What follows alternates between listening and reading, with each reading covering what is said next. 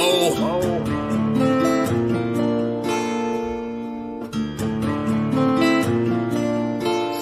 hard on my stump, what's the problem? I ain't had shit to show, being modest. Now it's grams of the wax for my conscience. Bron James in LA, you're on collars. I've been jumping on them planes like a hobby. Still moving with the pack like my partners. Shut the John on them jets cause you wildin'. But the bowl is a party on the island, moment of silence. So good, get back to the topic. Grew up, it was me and Flocka. Grandma's and Big T, this my mama. I ain't even for the pain when my pots flip. Knew his name, that's it, never bothered. Mom said, you the man, son, you got this. Ever since I found a way to go and pop shit. Hold up, blaze through a whole zip. Took a seat at the table of my first flip. Days in red roof on my first whip. Spent the money with the gang, never post pics. Seen a change in the game, had to coach it. Never let them take my wangs in the mold, bitch. Ever made in a month, nigga. Used to serve him at the minute, just the front, nigga. Goddamn. What? Had to go up with.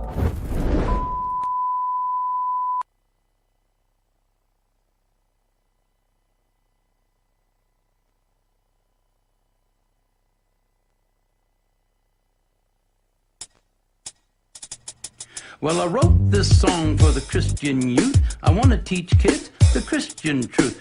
If you want to reach those kids on the street, then you gotta do a rap to a hip-hop beat. So I gave my sermon an urban kick. My rhymes are fly, my beats are sick. My crew is big and it keeps getting bigger. That's 'cause Jesus Christ is my nigga. Woo!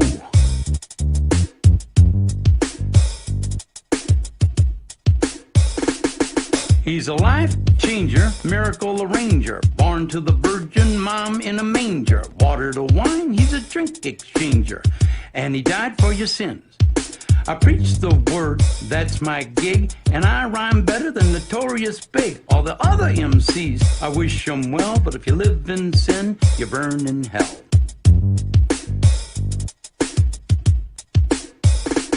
Now I'ma pass the mic to my lovely wife. She's a fly MC and the light of my life. So to bust the rhyme without further ado, take it away, Mary Sue. Jesus Christ is my nigga. He's the son of the original G. And he was sent to earth to elucidate the way that we should be. What? Like if another MC says you're a freak, you're a lame butt rapper and your rhymes are weak. I don't get mad and I don't critique. I forgive him and turn the other cheek. I don't blaspheme and I don't brag. I don't cuss and my pants don't sag. I do exude a little Christian swag and I'm proud to be an American. Jesus Christ is a nigga. Let his light shine through ya. Let his love pop a cap in your butt and say hallelujah. Jesus Christ is a nigga. He's a homie MC, JC, you see. He's an honest, caring, peace-loving nigga like me. If you do drugs and you think you're cool, you need to come to Sunday school. Put those drugs in a garbage can. Stand up tall, you're a Christian man. Word up. I'm freestyling. Hit me.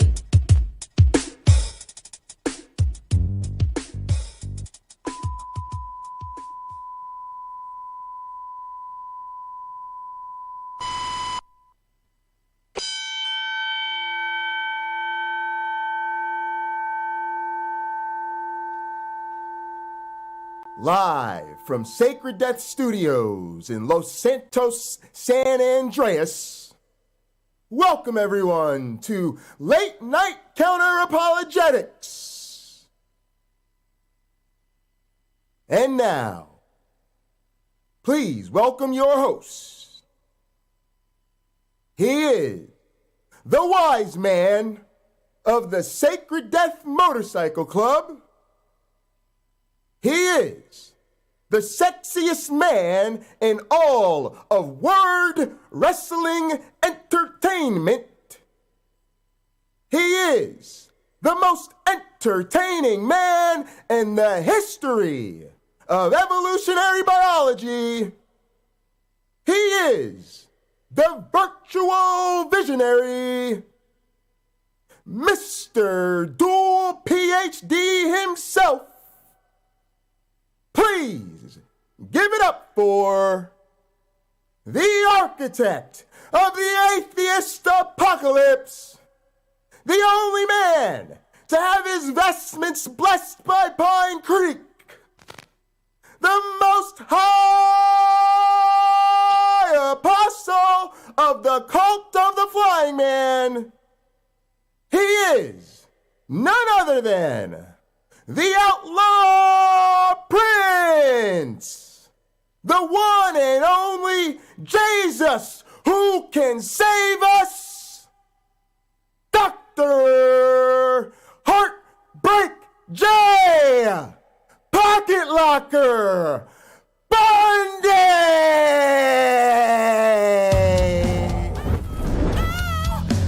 I think I'm cute, I know I'm sexy, I've got the look that drives the girls while I got the moves that really move them. I send chills up and down that spine. Goddamn, every angle's good. Are y'all ready to go? It's been a few motherfucking days. Have you missed Heartbreak J? It's time to go, folks. It's time for you to vote. The motherfucking midterms are coming up and democracy needs to be seen. I make them shiver, theists get weak. Whenever I'm around, they see me walk, they hear me talk. I make them feel like their God ain't real. I'm just a sexy boy. I'm not your boy toy. I'm just the U.S. champ. I'm not a fucking chump. That might flip. Ease your heart out, girls. Hands off the merchandise.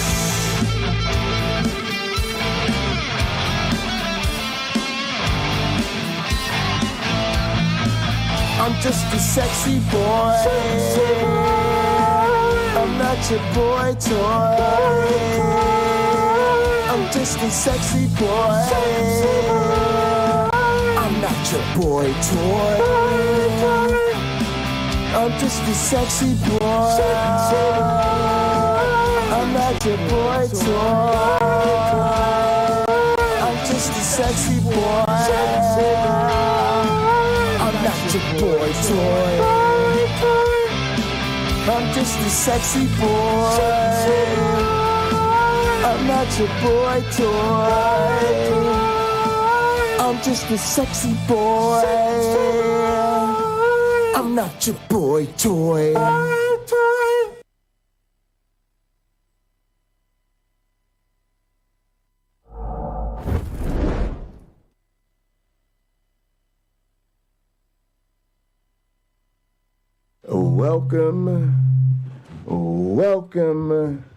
Welcome everybody to another special edition of the motherfucking Pocket Locker podcast. And boy, oh boy, is there some shit going on today. First of all, folks, we gotta stop fucking around with this goddamn religion all the time. Yeah, I ain't got time to be sitting around talking about religion and philosophy. I am a goddamn scientist, and as such, my black ass needs to publish some science papers or my black ass is gonna be unemployed. Your role is to play, in the words of James Apperson, hero support as I try to get published so that my black ass doesn't end up unemployed and hungry. Now, I ain't got nothing against the unemployed.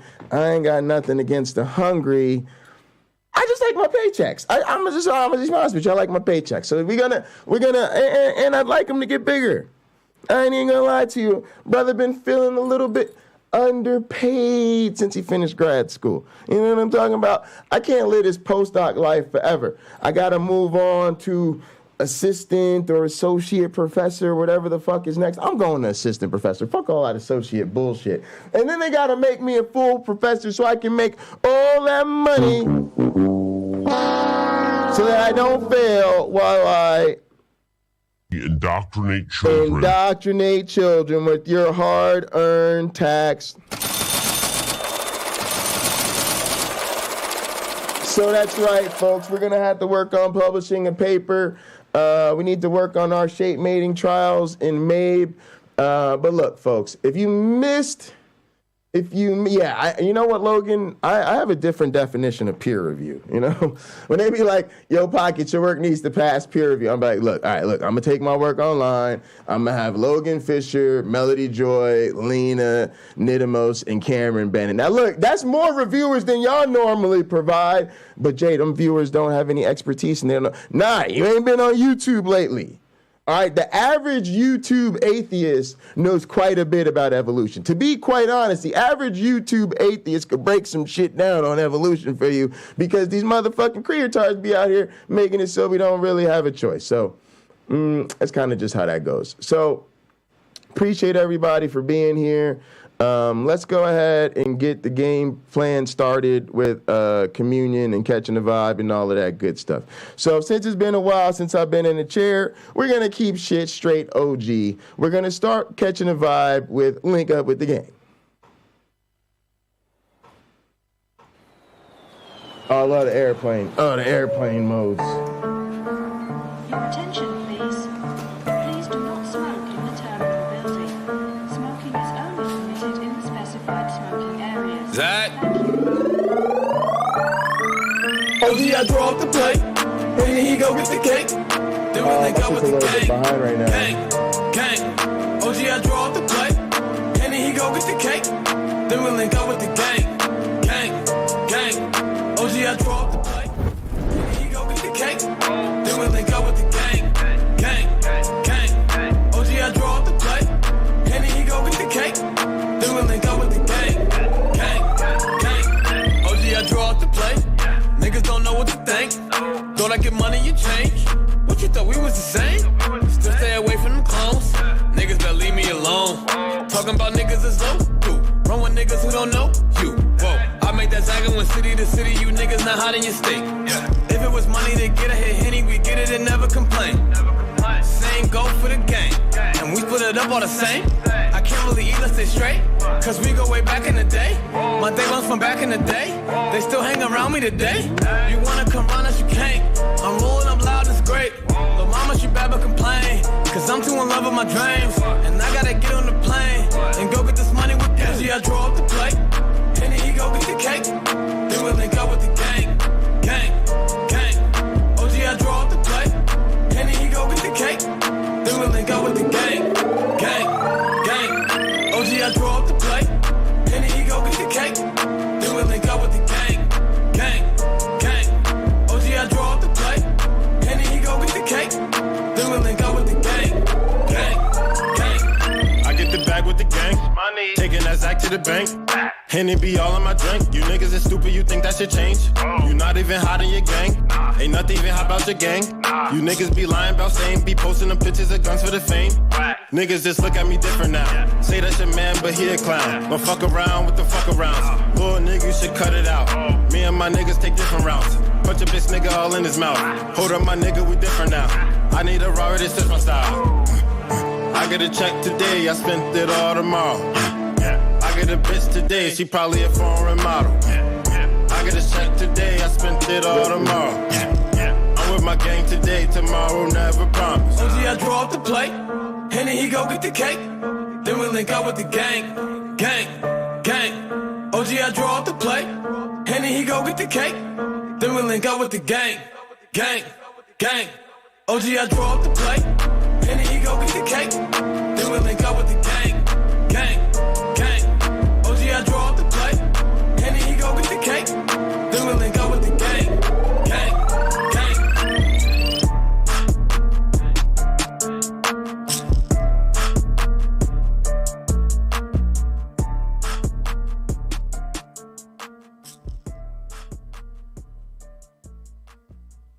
All right, y'all, one sec. I'm fucking with my camera back here. Just absolutely being ridiculous. Let's go to BVBW.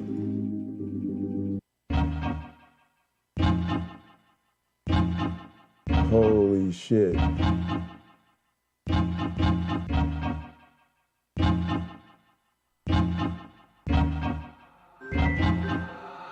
I can't sing, but tonight I'm gonna try. She got all the things that I seen online, but the one that I'm with gon' ride for life. The problem really is that up, my wifey a bad bitch. But the ones on the gram got perfect titties and asses. My girl, she loyal and lavish. She ain't showing off her assets, just to level up her status. If she did it, wouldn't matter. She do her, not do me. I met a shorty through a link. Now we linking for some drinks. Conversation kinda vacant. First day, last day was in the base. On some MySpace top 8 shit. Headshots her favorite. The lust ain't gon' save us.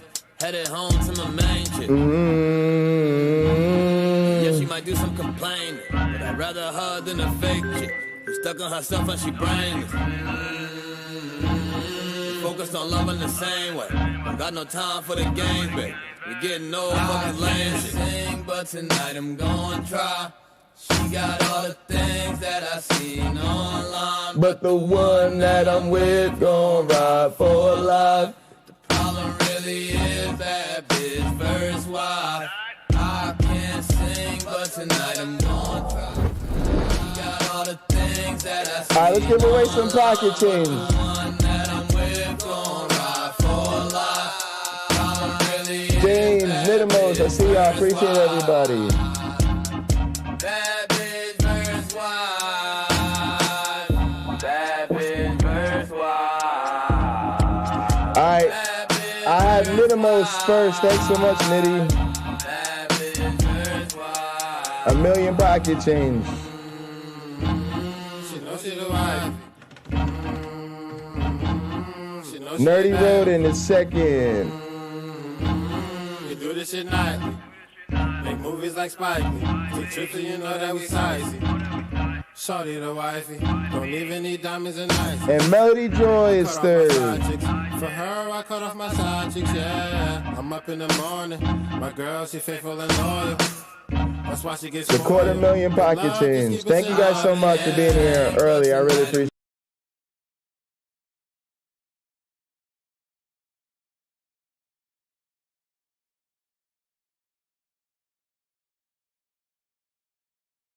My Lord.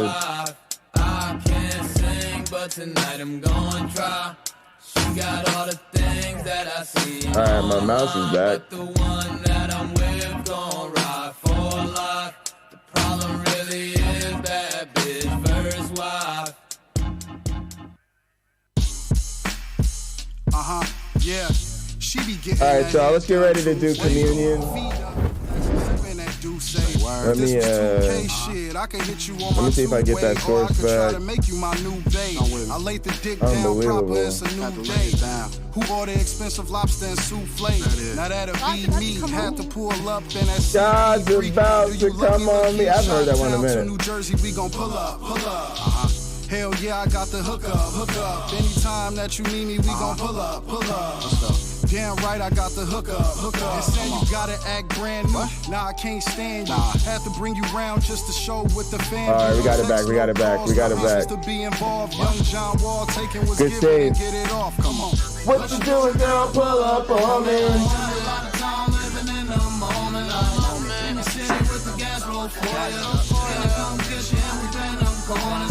No disrespect about me. I can tell you about it.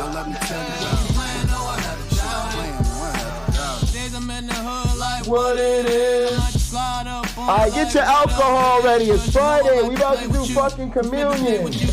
I ain't been in the chair all week. You been with Jay Bundy and fucking Purple Haze. Fuck all that. Heartbreak Day is back in the booth.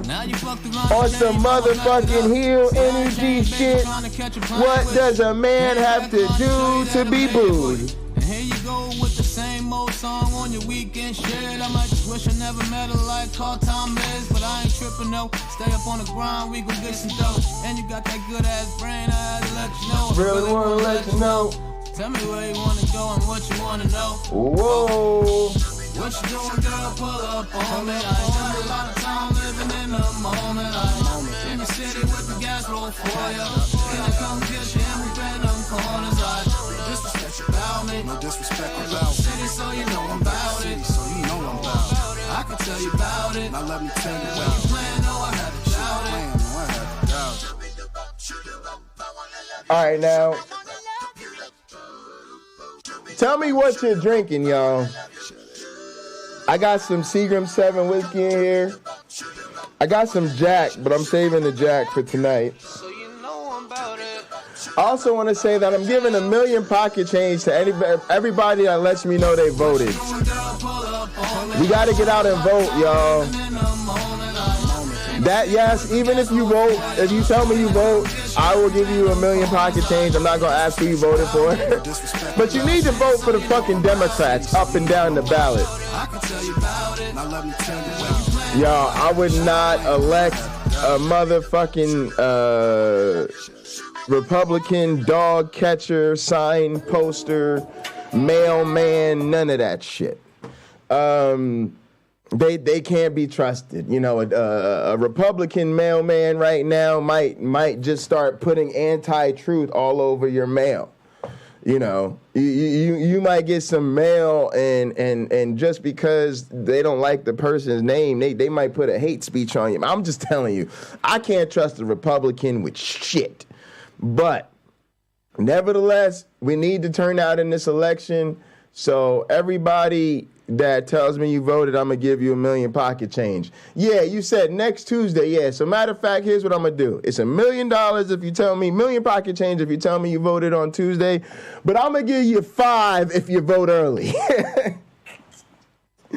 Y'all don't understand. I'm trying to get these Republicans up out of here, man. So it's even more pocket change in it for you if you go ahead and help me get these fuck faces out of here, man, because they're just super crazy right now. I can't really handle the pressure. So you know that's what we're gonna try to do. But yeah, man, if you're not subscribed to Gin and Truth, go ahead, subscribe to Gin and Truth on YouTube. I want to also make sure I plug my weekend shows. I got to start doing better about that. I will be doing some form of late night Counter-Apologetics tomorrow night. Also, tomorrow at noon Eastern, we will be in Gather watching Crown Jewel, which is the WWE event in Saudi Arabia. So join us in Crown Jewel tomorrow at noon Eastern for Crown Jewel. Also, Sunday at about 1 p.m. Eastern, I'll be hosting the Blackout here at Pocket Locker and on Gin and Truth. And then Sunday at 3:30 p.m. Eastern, I will be hosting a hot program with my one black friend.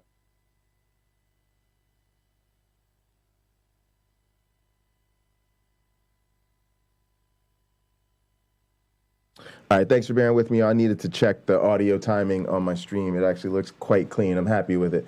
All right, so that's great. Actually helped pick up my mood a little bit. Let's go ahead and get communion done. I got to take my priestly duties seriously. I appreciate all of y'all.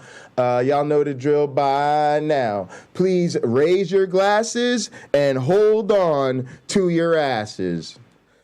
Through him, with him, in him. In the unity of the flying man, all glory and honor is yours who flight for our sins forever and ever. You may drink. God damn it.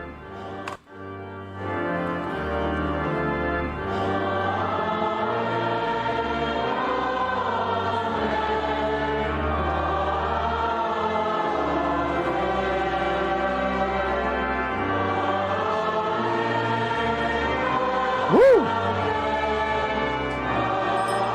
I should have went with the communion wine. Science bless you all. Yeah, that middle of the afternoon whiskey for communion. We got to stick with that. We got to stick with the communion wine. That communion whiskey hits. That shit hit. All right, y'all. Now look, some of y'all nasty foolios are still, for some reason, not yet in Gather. You're still being, I hate to use this phrase, y'all. Some of y'all don't get your feelings hurt. Don't get your feelings hurt. Some of y'all are still being YouTube losers. Now, what is a YouTube loser? A YouTube loser is somebody who, is not they're not like YouTube trash. There's some YouTube trash out there. All they do is they're lurker jerkers or they're antagonists or they're hate watchers or they call in your show and they want to whip out their dick all over your stream. You know, there's just straight YouTube trash. But there are some people who could be really winning in life, who could really be benefiting from this thing we call community out here, that could really be linking up with the gang damn near around the clock, 24/7, 365, 10 years a decade. But instead, they don't really see anything happening in the community until when? Till somebody goes live on YouTube. Oh, then they come running. Hey, I'm here.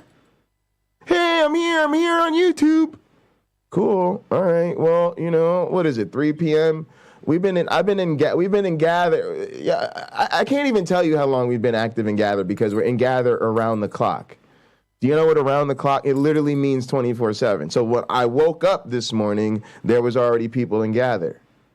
I sat, I got dressed, I was chilling, I did some emails, I called my mom. We was in Gather the whole time, playing movies, videos. We've been watching concerts. We watched Taylor Swift concerts this year. We've been watching the World Series, Monday Night Football, Thursday Night Football, wrestling, horror movies, playing games, coming up with behind the scenes ideas for streams, playing cards. Where have you been?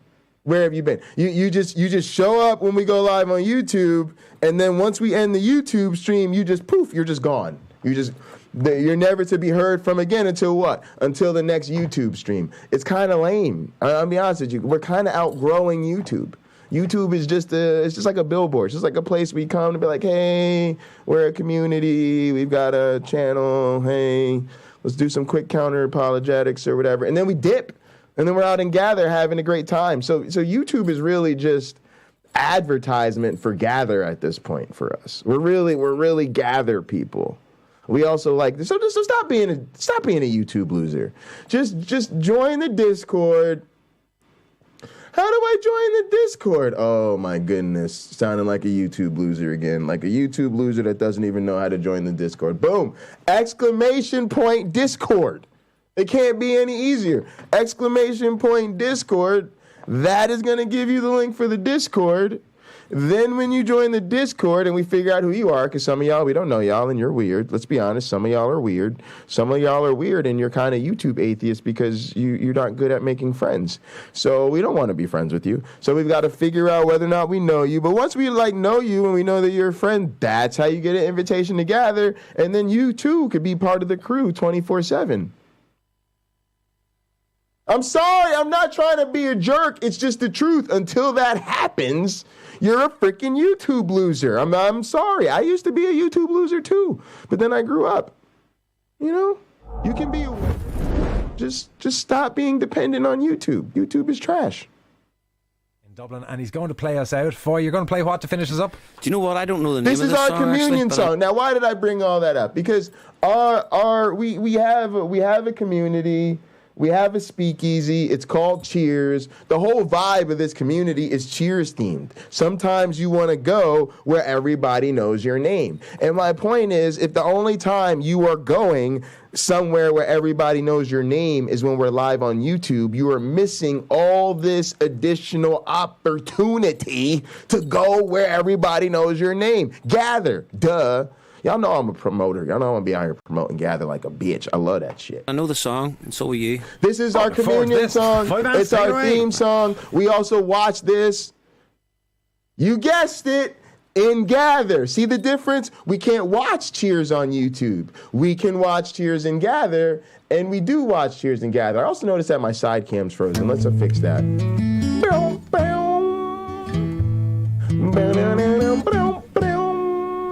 It just needs to be refreshed.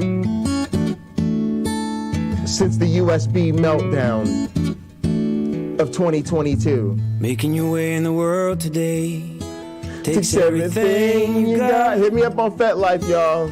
Taking a break from all your worries. Sure, unless you're a dude, send nudes. Wouldn't you like to get away?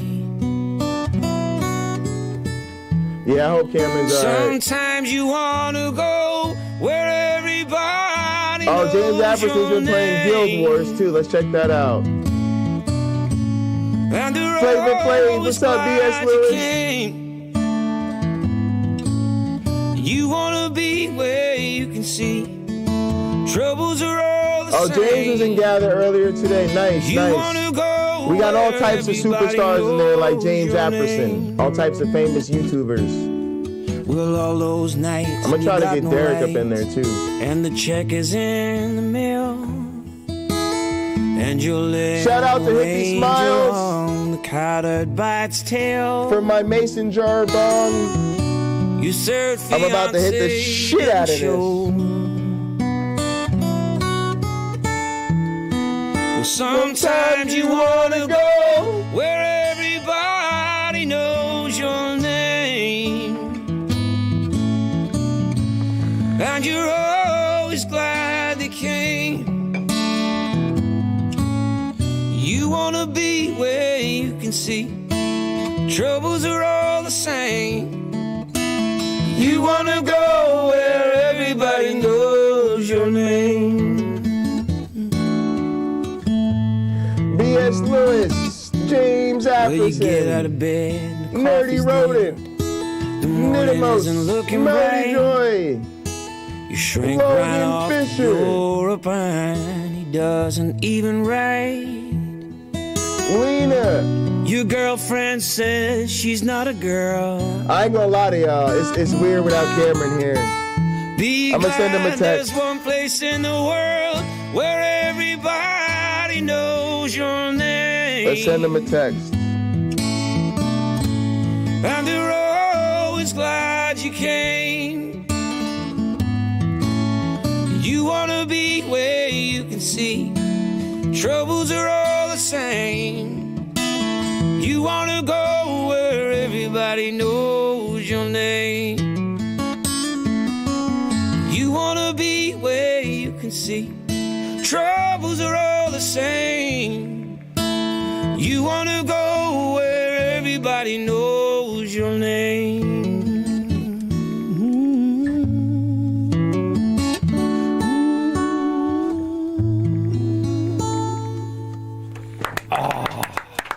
Boy, Vance. Most common word coming in by text, Foy, is goosebumps. Believe it or not, we've had that repeatedly across the whole series. If you want to see Foy Vance's cheeky grin when he sang the line, "When you find your girlfriend is a guy," you can go on the website. We'll upload a video. All right, y'all. I sent Cameron if you some want to see him text, live. let him know 6th we're of December in thinking about Motion him. Dove in Galway, 7th of December in Whelan's in Dublin, and the new album is Joy. All right, y'all. Let's get a little bit serious here for a moment as we get into today's program.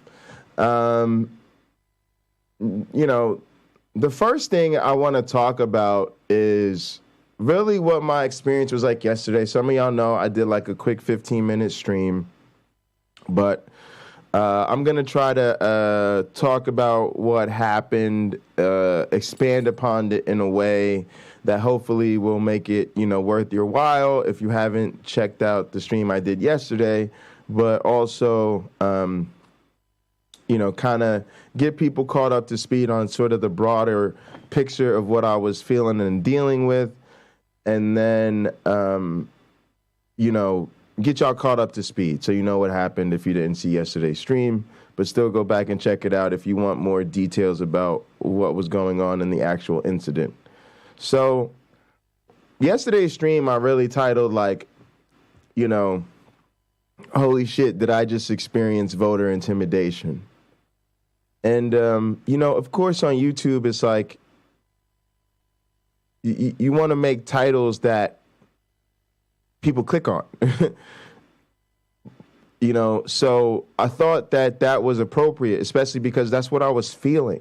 It's like genuinely what I was feeling. It's genuinely what I was thinking about. It's genuinely what was troubling me, and I wanted to think about. But I wanna sort of, almost as a counter-apologist or a YouTuber, think about it a little bit bigger. So let's talk about my frustrations yesterday. So first frustration is, I was talking about, they were basically saying that where I thought, all right, so for y'all don't know how this works, for a lot of states, you could vote absentee, right? Y'all know what absentee voting is. It means you don't have to actually go to the poll. You know, they send you a thing in the mail. Boom, boom, bang. You fill out your candidates and the thing, put it back in the mailbox, and then boom, that's how you vote. A lot of times voting absentee was something you did if you were away from home during the election or moving, or you just weren't going to be around, right? Like you weren't going to be around on election day. You're going to be taking care of your mother in another state. You're going to be traveling for business. You know, you're going to be on tour because you're a fucking rock star or whatever the fuck. You vote absentee, you send your shit back in the mail, they get your vote, they count it, you're good to go.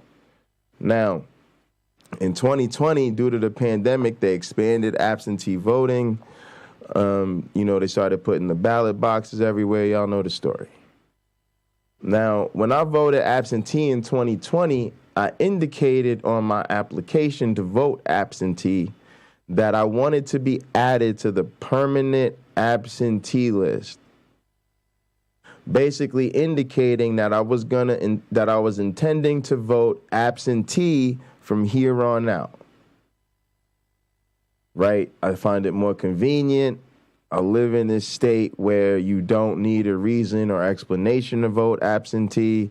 You know, some states you have to actually tell them, hey, I'm going to be doing this or that or this or that.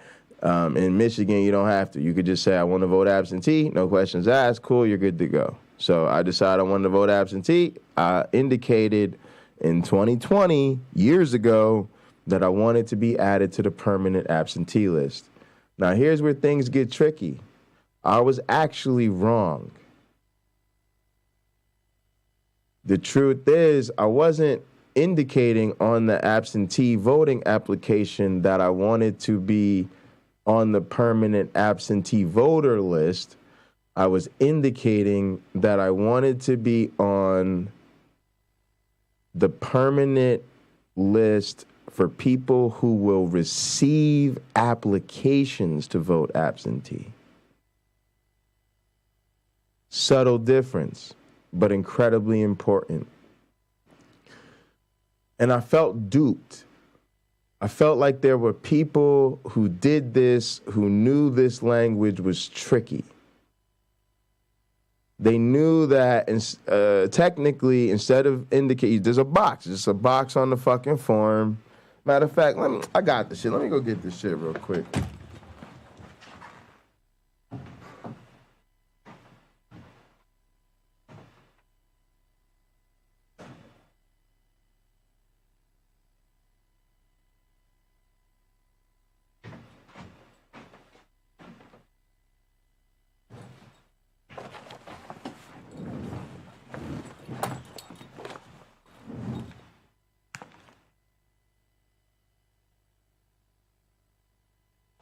All right, so this is what voter absent voter application and voter information card looks like from the state of Michigan. It comes folded up. Comes to you from the city clerk's office. A lot of y'all know my address already. I don't really care. Chris Swope, city clerk, city of Lansing, okay, right, comes to me. Y'all can know my address. People know my address. It's usually published in my damn thing. I always tell people, you can't send me gifts if you don't know where I live, so if you blow up my house, you're a fuckface. Anyway, so you get that, right, and you fill out this application, which is just a government form for absent voter ballot. Tells you got state, general, primary and general elections, August 2nd, 2022, November 8th, 2022. You fill it out. It's a very simple form. But there's a box. And it says this.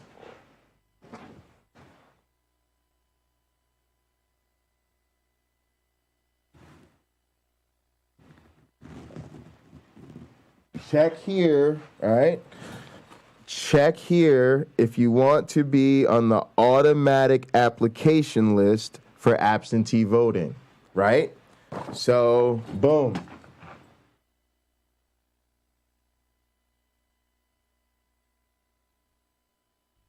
You check there, say you want to be on the automatic application list for absentee voting. Now, it is, I'm not even going to front y'all, it's pretty straightforward. It's not like they're lying to you. It's just in my naivete, if you will, you know, not thinking it through, I actually thought that meant I'm automatically applied every year for an absentee ballot, and they're going to send me an absentee ballot, right? But they didn't, right? And so my point is, that's what they sent me. And so I'm like, all right, I'm pissed. I'm like, where's my ballot? So I call them. I literally called the city clerk. Where's my ballot? I already did this absentee application thing. Where's my ballot? And that's when the lady explains to me, oh, no, actually, you were just putting your name on a list of people who automatically receive an application. That's why you received an application, right? Now I'm frustrated because I don't have enough time to go through the whole process of sending the absentee voter application, sending that off, then they send you the absentee voter thing back, right? Then you vote, then that's got to get back, right? So that's a whole hassle. Plus, I was kind of having an issue with my ID. So that was kind of frustrating. So more or less, I'm calling around now trying to get help voting. And I'm already frustrated because I already feel like that's this political chicanery that stops people from voting. Yes, I'm incredibly motivated. I'll figure it out. And also, I'll take it on the chin. I'll say, oh, okay, cool. You know what? Technically, it does say voter application list. Fuck faces, you know, and all right. And then now what do I got to do? So the lady sends me, basically we go through this whole drawn out conversation, and they send me over to the community center in my neighborhood. The point I wanted to make to start off the story is to say I was already frustrated yesterday. I realized this when I talked to my mother earlier. I wanted to elaborate for her. I was already frustrated because I was already feeling like they set this shit up like they really don't want us to vote. Like they set it up to where, you know, you got to go through all these extra hoops and fucking hurdles just to cast your fucking ballot. And they play this fucking game where a lot of people are going to be in that situation. They think they're automatically going to get absentee ballots. They're not. And then they're going to figure out too late or whatever not to vote. And then out of frustration, they probably just won't vote. Now, I'm going to the place already, whatever, right? But I'm cool. I'm not huffing and puffing. I mask up. And I'm basically going to the community center in my neighborhood to cast my vote. Why? Because I decided, look, the place is not that far. It's in walking distance. I don't want to risk it being so close to the election. I don't want to risk, you know, mail turnaround time. I'm sure if I did it, it would probably be okay, but I ain't fucking with it at this point. Let me just take advantage of the fact that I'm an academic. I schedule my own time. I work from home. Let me just go take care of voting today, right? So I mask up, like I said, go to the community center. And that's when the incident with the guy happened. So basically, for those that don't know, I walk into the voting place. It's nothing but like 3 people here. It's basically 3 older ladies. One is working she's the campaign, not the campaign worker. She's the poll worker. She's helping people get checked in and get them the instructions to vote correctly. That's her job, right? Her job is literally to help everybody cast a legal vote. And I love people like that. Like, she was doing something very, very essential to democracy, y'all. We don't show enough love to our poll workers. And the woman I dealt with yesterday, y'all, who actually said she was kind of with the clerk's office, or they sent her over there. Holy shit. That woman yesterday, y'all, whew, I didn't even get a chance to talk about her yesterday. She is a democracy hero. The same way, like, Mike Pence really held it down for the democracy in the U.S. government on January 6th, and I don't give a fuck what your political opinion is. Literally, there's certain shit the vice president has to do. He did that shit. Yes, normally it's weird as fuck to celebrate somebody simply for doing their job, but under the circumstances Mike Pence was under that day, most of us would have dipped and not done the job through no fault of our own. That man stayed and played. And he handled business, even though the president of the United States, Donald Fuckface Trump, at the time, was literally like encouraging a mob who was like calling for his execution right there on spot. Like, that was some hero shit. This is a very much a less extreme version of the like similar type of thing where this woman is doing this very dull job. You just got to get up early. You go to the community center. You get in a little bit. You know, she may have just been a volunteer. I don't even know how the system works here, whether it's, you know, they get that little pittance for working poll workers, which is like nothing. You know, it might even be around minimum wage or less at a sale, which is nothing for poll workers. But some people get paid, or some people just volunteer. It depends. I don't really know. But anyway, she's doing this mundane-ass job, but it's a really dope job because as all of us there were exemplifying, I don't know the dude situation, but I know the other two ladies were very elderly. One of them definitely kind of had... I don't think she had any issues voting, but she definitely had a little bit of issues keeping up with the instructions and making sure everything, you know, got done correctly and sealed, and the lady was there to just really guide her. So, I mean, and like, as y'all know, like I explained, I was having trouble with all of my shit, so she was there to check me in, take my ID, make sure I'm cool, give me the instructions, so she would help me out. She was really helpful. She was really... doing what those poll workers are there to do. They're there to take each and every person as a unique circumstance and figure out how to help them vote safely, securely, and properly so that their vote counts. And so I walk in, she's giving me the rundown, I'm giving her my thing, I got my passport with me. That was kind of my ID issue, was that I don't know where the fuck my driver's license ran off to me. I went to the dispensary the other day, I couldn't find my driver's license. I came back home, still don't know what my fucking driver's license is. I could order a replacement if it doesn't turn up after a search or two, but not in time for what I needed to do for the polls. But of course I have...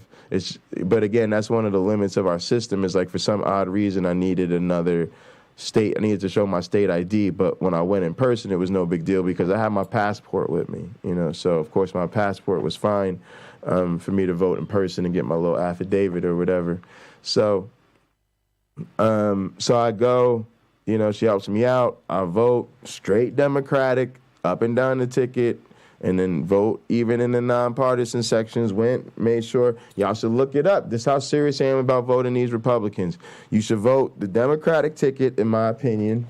And then when it comes to the nonpartisan section, which is like judges, school boards, college boards, all that type of shit, look up who the local or state Democratic Party where you're at endorses. Why? Because you don't want to fuck around and elect a Trump-litard board member to your school board, or as a judge, or as a university board member. Y'all see where I'm going with this? This shit is actually very serious. Y'all know what's going on with them weaponizing all of these political offices. That means you have to pay attention to more than just the typical part of the ballot. You can't just pay attention to the partisan part of the ballot where you just vote for all the Democrats.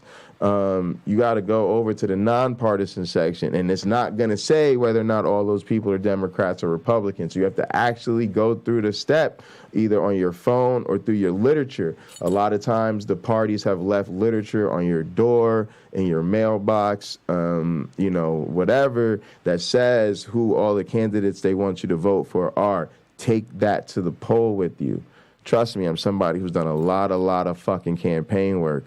None of that shit is accidental, right? That's why they put them door hangers on your door or slide it under your door. So you take that with you to the polls. That's how you represent your party. That's how you handle your business. That's how you know how to make sure your vote counts up and down the ballot. You don't want to be a person who lets your shit get off wax down ballot because when you go to the nonpartisan section, you don't know how to vote. You don't know who to vote for. It's not going to say their party. So anyway, make sure you do that. If you don't do that, if you don't bring the shit with you, take your phone with you, look up your state, your party, who they endorse on the nonpartisan sections. It will tell you very, very quickly. Every party will have this on their website. Who to vote for judge, who to vote for school boards, university school boards, commissions, all that bullshit. Then you go over, sometimes on the back, and then you got to do your policy initiatives. In Michigan, there's a lot of really important ones. One of them this year was actually exactly what I was talking about. There was a ballot initiatives literally on this ballot that I voted for that will, from now on, you will apply one time to the absentee ballot list, and then you can indicate that you want to be on the permanent absentee voter list. So they will be correcting that little hiccup in the absentee voter process that was causing me the frustration. So I was actually happy to get a chance to vote on that. There was another issue about more disclosures and financial transparency from elected officials. I was in favor of that. An increase in some public spending because we have some facilities and stuff that are out of date. I was with that. And then one to make a state law protecting reproductive rights, which was quite comprehensive. So I voted for that. So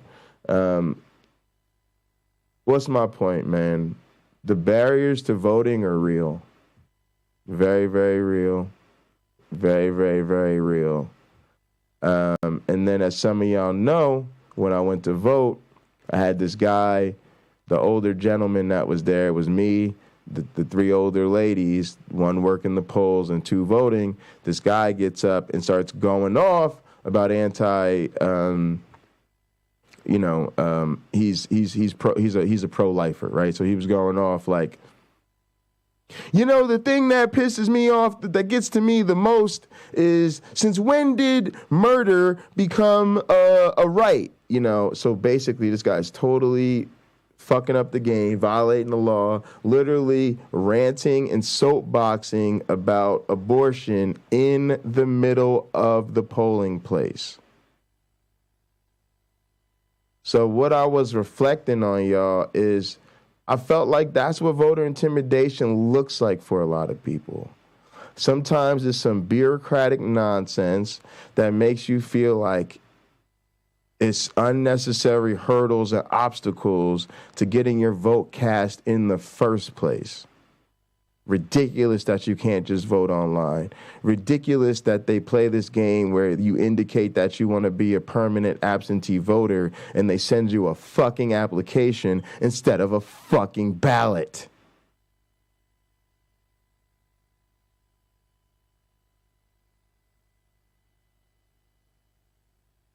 But the only way to correct that shit is you got to show up and vote for that shit like I did. So hopefully that gets fixed. And yeah, we got to show up and vote now for our rights, our reproductive rights. But yeah, this motherfucker was triggered over it. That's what I really reflected on. I don't think he was necessarily trying to target me or target anybody. But he was triggered by this culture war, pro-life bullshit. And I don't even know why he's ranting and raving about that, because before the Supreme Court repealed Roe v. Wade, people had the right to have abortions. So they're ranting and raving about us trying to establish a law that merely continues the legal precedent set before this new shit the last couple of months. So they have no perspective on this shit. It's like, literally, nigga, that motherfucker's whole life we've probably been able to get abortions in Michigan. We can't the last few months, and then all of a sudden he's fucking jumping out of his skin. Holy shit, how are we going to give people the right to have an abortion now? Nigga, we've been having the right to have an abortion. Matter of fact, we still have the right to have an abortion. Because when they repealed Roe v. Wade, obviously the Michigan Attorney General, Dana Nessel, was like, no, fuck them. We're not going to do that. And so we just haven't done it, and people have been able to still get their reproductive service. It's just shit is fucked up right now. But we're not prosecuting people over the shit. So now we're getting our, but anyway, he just felt like he had the right to go off. Again, he felt like he had the right to break the law. Law and order, law and order, law and order. Until the law and order applies to them. But you know what? We all played our hand right. We just sat there calmly and coolly, let him get on his soapbox, say his little piece, and then he stormed off like fucking Sal Cordova after an ass whooping during a debate. And so, but it was fucked up. Like, it's fucked up that I had to go through all that to cast my vote in the first place, having indicated I want to be a permanent absentee voter in the middle of a fucking pandemic, which people just have decided they're tired of paying attention to now. And it's not how biology works, but anyway, back on topic. And then fuckface decides that election laws shouldn't really apply to him because he's really pissed off about something. He has a pet issue, so who gives a fuck about civility and the fucking election laws? And yeah, you feel intimidated because what is his grandstanding intended to do if not express at least his severe and extreme displeasure with people who disagree with him? Hey, that would happen to be people like me. What point is it to get up here and make a speech here about this, if not then to discourage people who want to get in there and vote to protect our reproductive rights? So what the fuck does somebody have to do before it's considered voter intimidation? Or at least a total violation of the fact that you're not supposed. So we know he was in the wrong. And we just let it go because we didn't want to escalate it and make our day even more inconvenient based on his bullshit behavior. But that's exactly the type of shit I see out here on the internet. These motherfuckers act like children. They violate the lines. They go way off the fucking rails. And then the rest of us essentially let them get away with it just because we don't feel like being further inconvenienced. That's why I was kind of proud, actually, to get in there and vote against all of these Republican fucktards because of that dude. He made me so motivated, y'all, because this is exactly the shit people are going through. So we have to show the fuck up because that shit is happening everywhere, y'all. So after seeing that, I'm like, nah, we got to show up and we got to speak up because those of us that are strong enough to get our votes in and organized enough to figure it out, you got to really vote because they are really out here trying to stop people from voting, y'all. And it's going to affect the left worse than it affects the right. Let's be realistic. So I'm telling you right now, if you don't vote, you're fucking it up. And if you vote for some other bullshit that can't win, like some third party, you're fucking it up. I'm sorry. I know the Democratic Party ain't right. But we got to settle that between elections. Right now, it's time to vote blue because that's the only option we have to defeat the red, and the red is off the reservation crazy. So everybody keep it a buck. It's time to vote for these. What's up, Dave? What's up, YouTube Punk? Yeah, man, I'm trying to keep it real about what's going on in these goddamn elections, man. We gotta keep it real out here. All right. So let's get into a little bit of content to help us see some of the fun that's going on, and then we're gonna get into a few hours of, or a couple hours at least, of getting ready for this. Show y'all what's up going on with this Manuscript plan. Guess what? Furries and fuzzies in classroom. They lick themselves. They're cats. When they don't like something, they hiss.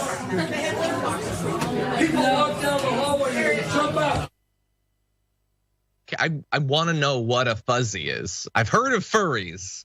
Is a fuzzy a subculture within furries? And if so, why would Don Bolduc know about it?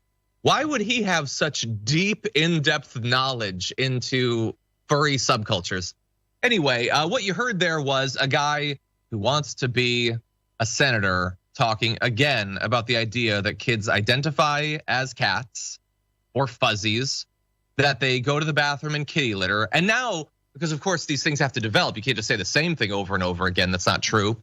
Now they're licking themselves and licking each other because these Republicans can't talk about kids for more than 3 or 4 minutes without being fascinated with something about their sex lives and their groins and their tongues and something sexual about them. Anyway, it's not true. You'll be shocked to find out. The actual academy he's talking about there, Pinkerton Academy, says it has come to our attention that at a recent event in Claremont, Don Bolduc named Pinkerton in false claims suggesting that unhygienic, disturbing practices are taking place in our classrooms and spaces on campus. We want to assure our community that these statements are entirely untrue. They invite blah, blah, blah free speech, but there's no kitty litter. But the fact that it's been debunked, that it's not true, like an adult might respond to that by learning and growing, maybe apologizing for what they said. Don Bolduc, though, he's gonna go in a different direction. I had a parent and a student in that audience who came up to me and told me all about it. I've had that all across the state. So I'm only articulating what I heard from Granite Staters, parents and children. The school has come out and said that that's completely false. Well, you know, they came out and said they didn't mass children. They came out and said they didn't do a lot of things, right? They don't teach CRT, which they do. They don't teach transgender, which they do. I'm not backing down, okay? You got the wrong guy. Just because they say it, they need to prove it. Prove it. I got parents and kids telling me they need to prove it to us. I don't need to prove it to them. Right. Yeah, I get that these guys have such shift the fragile masculinity. Cool. That the very concept of not backing down is a net good. Even what you're not backing down from is a buffoonish statement that you made. This is Christianity in a nutshell. CRT. They don't teach transgender. I don't know what that is, but they definitely don't have the litter boxes. And simply saying they should prove that they don't. I want to talk a little bit about proof. How exactly would they prove that? How would they prove that there's not kitty litter? Would they, take photos of every single room, every minute of every day? How would they prove sufficiently to you that is didn't exactly happen? what it would That's not require. how proof actually works. And they wouldn't take that. They would say that that's fake. It is on you to prove that there's evidence for believing that. And the evidence can't just be some woman said it to me. People say crazy things. People believe crazy things. And I know that because I just watched you speak. A person in the same way that you can say stuff that you don't know, I almost swore, a damn thing about, whoever that woman is that supposedly told you about it can do the same.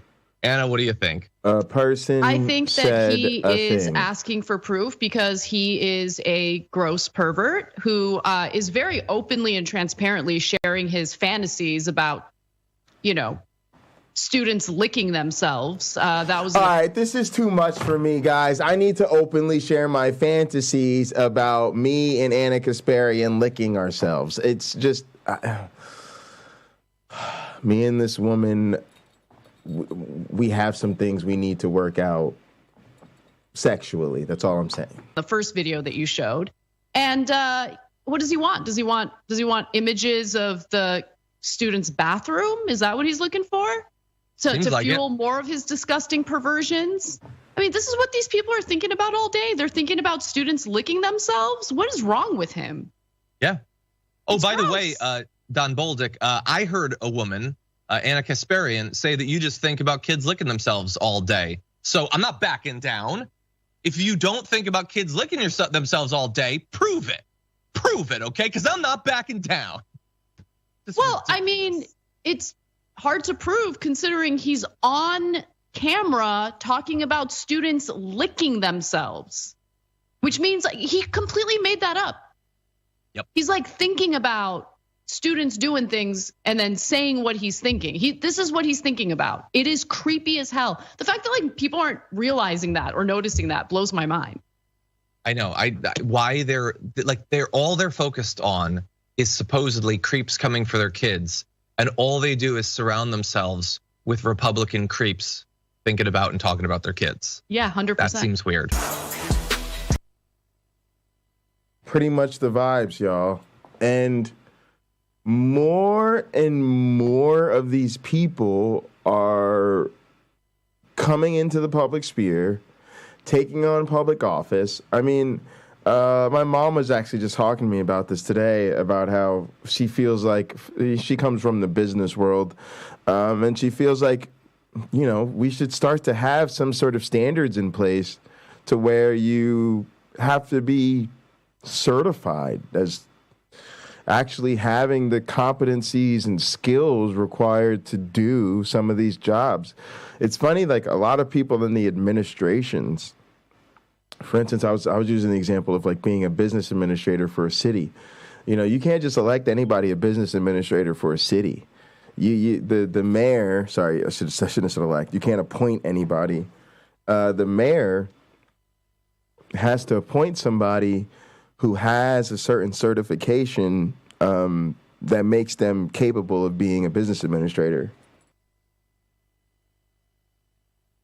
It's a very serious process.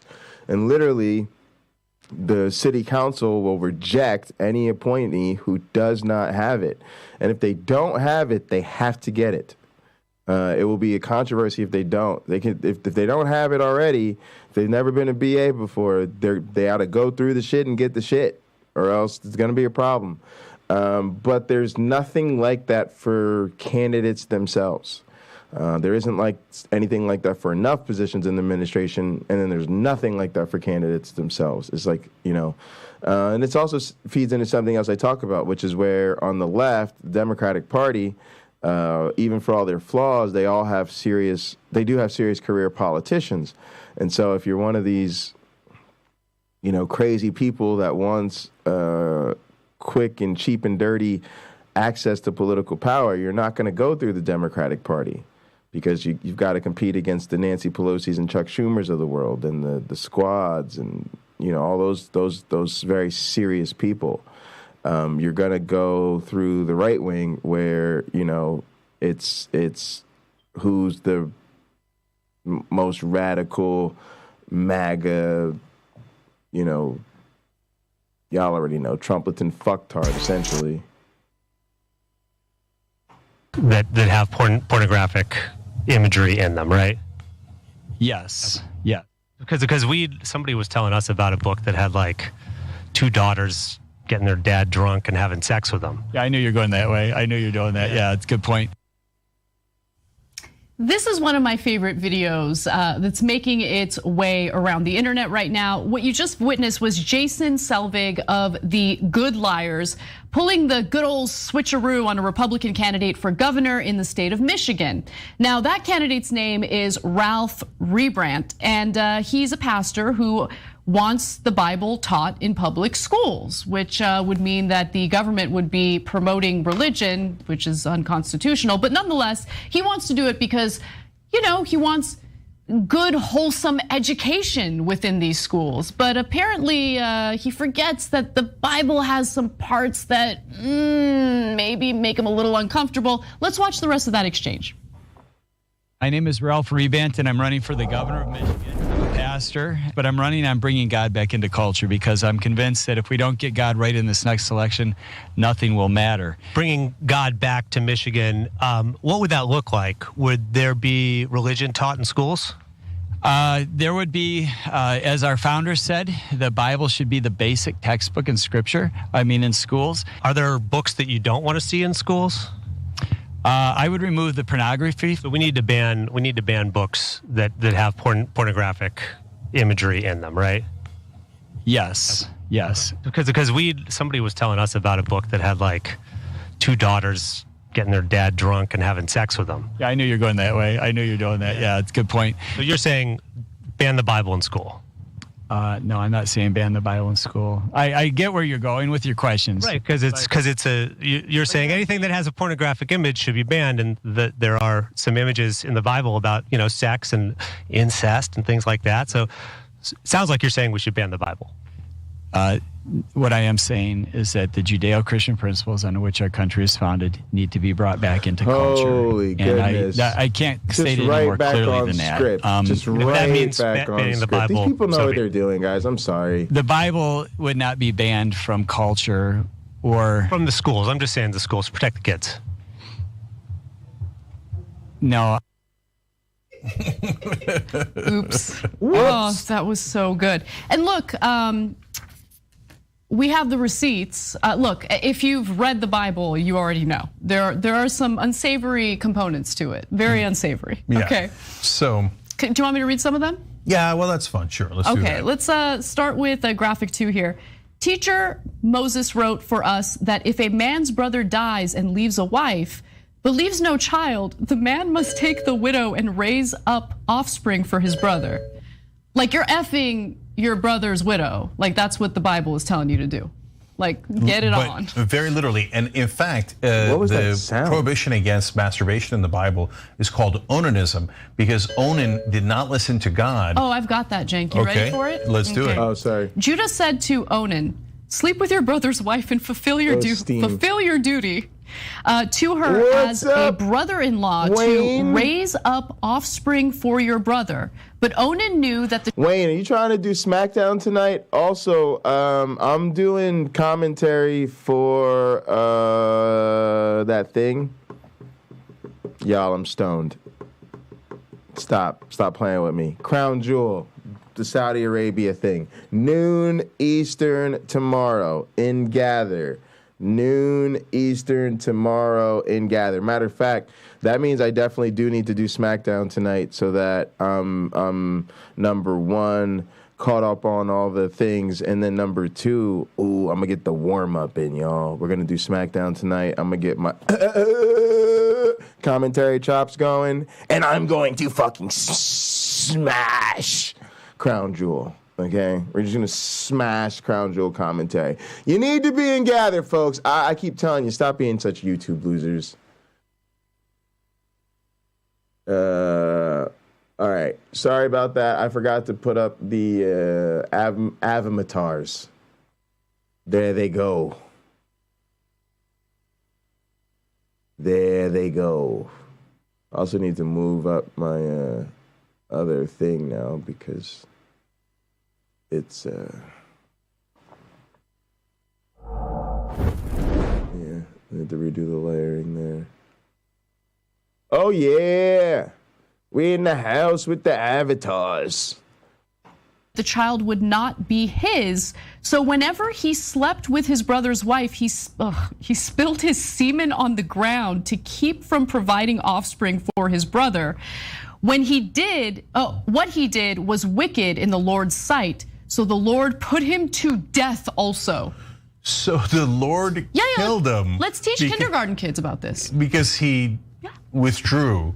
And by the way, the point of sleeping with your brother's wife, according to the Bible, is so that you can provide the offspring. If you're not providing the offspring, why are you sleeping with your dead brother's wife? Okay. We know. Okay. And so there's tons of things like that in the Bible.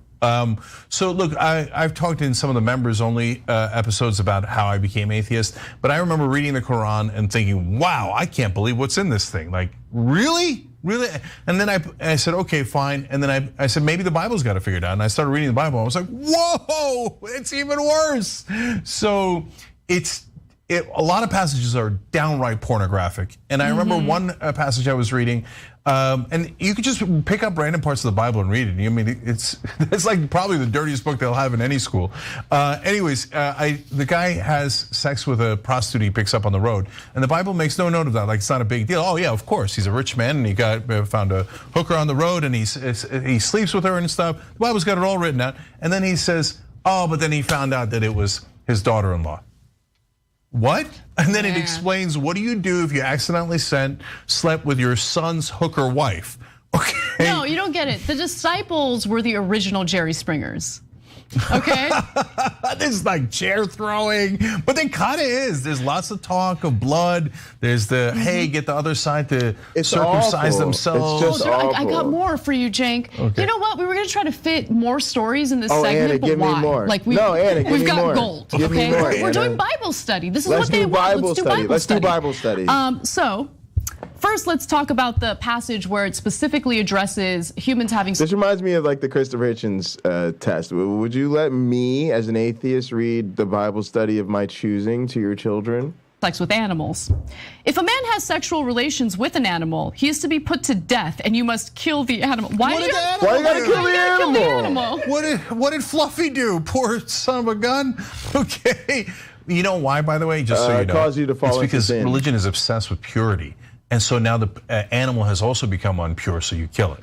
It's disgusting, terrible. Also, it's clearly an animal that will cause you to stumble, so it's got to go. Now, let's get to that weird passage about circumcision and how it saves Moses from God's wrath. At a lodging place on the way, the Lord met Moses and was about to kill him. Because the Lord kills everyone randomly, but okay. But Zipporah, with a very, very good name, took a flint knife, cut off her son's foreskin, and touched Moses' feet with it. You gotta touch the feet. You gotta touch the feet. Yeah, otherwise it doesn't count. Surely you are a bridegroom of blood to me, she said. So the Lord let him alone. Look, guys, people take religion and do wonderful things with it. My hero is a Reverend Martin Luther King Jr. So a lot of you out there are religious and you help the poor and the needy, etc. And we love you for it. And thank you for interpreting your religious text, whether you're Muslim, Christian, Jewish, it doesn't matter. For interpreting it in wonderful ways.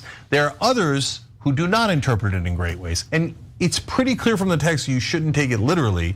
And you should really be careful if you're teaching it to kids, because there is a lot of interesting material in there. Yeah. And that is not the circumcision part I was referring to. Oh, there's another circumcision part. Oh, there's lots of circumcision parts. Well, tell me more. Okay, there's a part where the tribe of Israel, the God tells them, go tell the other tribe that you're warring with, it's gonna be okay as long as you do circumcise yourselves, you'll get to have our daughters, okay? So by the way, the daughters no say in this, of course, right? And so they're like, oh, that's pretty cool, we're gonna get to get their daughters, so they circumcise themselves. And then God says— What do you mean circumcise themselves? Like they take a blade and they just like— Yeah, for the adults, and they cut the foreskin, okay? So this is in the Bible, This is I'm not great. making it up, This you can is look it up. And then God says, oh, okay, This is good, like- idiots, this just now turned go into an murder them episode because of they're Hot in a law, okay? Program. And they do, and they go and they kill everyone else in the tribe. So God told them to trick them with a Guys, I just figured out we're trying to become like TYT, and TYT is trying to become like Hot Program. What's going on? Like, hey, we'll let you sleep with our daughters so you can murder them all. That's insane. Okay, it's so, and This don't should get be in mad the at me. culture, Please though. read your Bible. Please don't get mad at me. I'm just telling you what's in there. We need it in our culture, Cenk. Let me give you more though. There is a passage in which a prostitute thinks about male genitalia in graphic detail. Yet she became more and more promiscuous as she recalled the days of her youth when she was a prostitute in Egypt. There she lusted after her lovers, whose genitals were like those of donkeys and whose emission was like that of horses. Who's tracking the emissions of horses? Why was that a thing that Ezekiel was tracking? Right? Damn. He's like, have you ever seen a horse emit? Well, I'm gonna put that in the Bible. By the way, in Ezekiel 23, God says that prostitutes deserve to be slaughtered. Okay. Unless, remember, they're your son's wife, in which case it's Right. A-okay. And then finally, there seems to be another passage that is it has sexual content, but it seems a little more lovely. So this is Song of Songs. Your breasts are like two fawns, like twin fawns of a gazelle. Song of Songs is browse nasty. Among the That's one of lilies. them books of Solomon. That's pretty. I like that. It is. The flip Them side books is they of seem to be Solomon are weirdly all obsessed sus, with bro. sex with animals.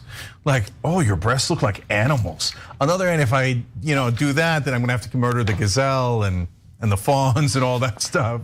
Okay, but okay, so again, one last time. Yes, but people take these texts and also interpret it in wonderful ways. And there are other great parts of the Bible, the Quran, etc. But it is not supposed to be part of our government. Doing it. How do you put that in the government? Not doing it. Not doing it. I don't care. There are wonderful parts of Harry Potter. Do we fucking bend over and kiss the ass of fucking Harry Potter fans every couple of days? Hey, nope.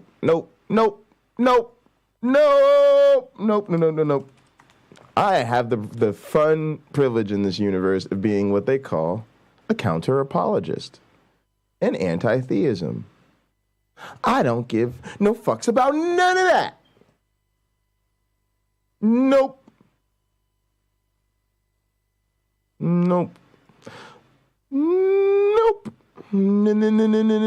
Let's do some MABE. All right, we got to catch a vibe though. What's the fucking vibe gonna be like in this place?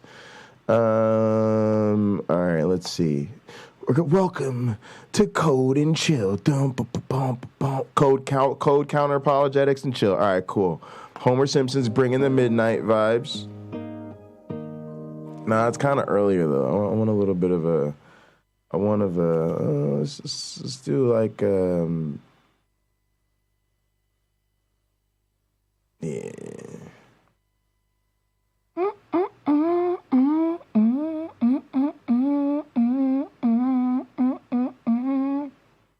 Good vibes only.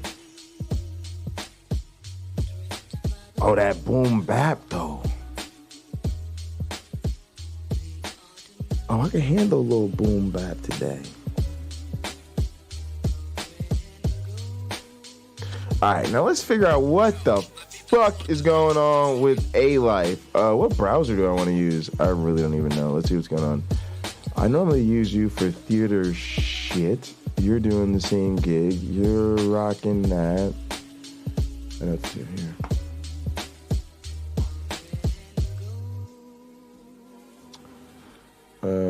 Close everybody else. All right, A-Life. Author. Instructions.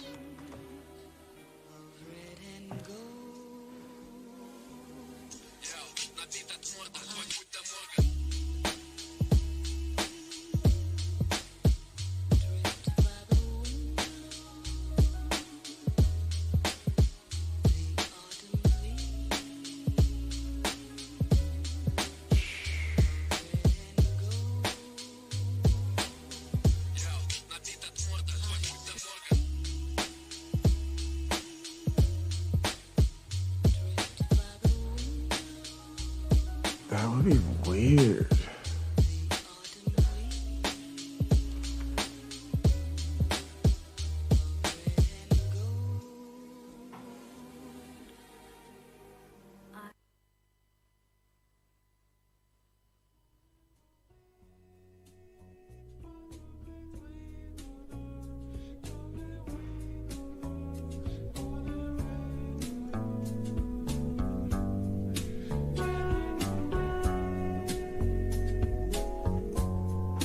I'm looking up the author instructions and shit. Let's get back over here.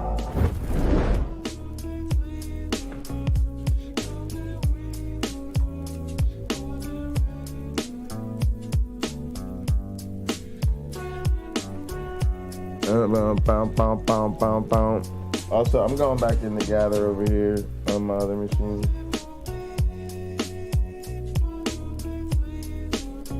I'm in one of these drawing rooms and shit. I think UC Love is in here. Y'all get with me and Gather, because that's where we're gonna be all weekend. Also, we got a fucking phenomenal.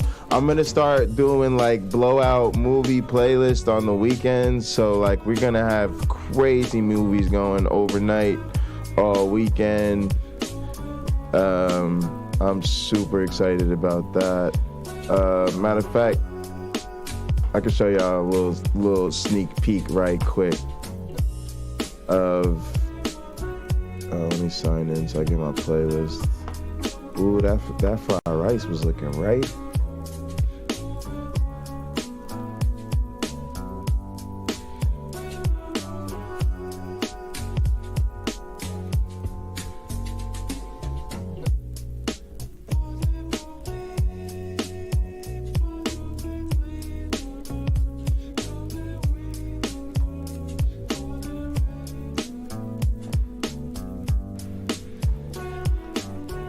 All right.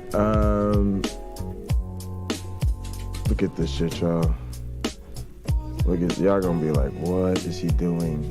What are they doing? What are they doing in gathering? What are they really? Nope, don't.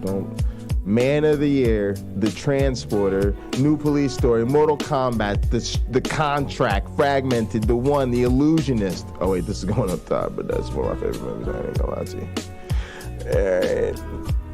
Boop.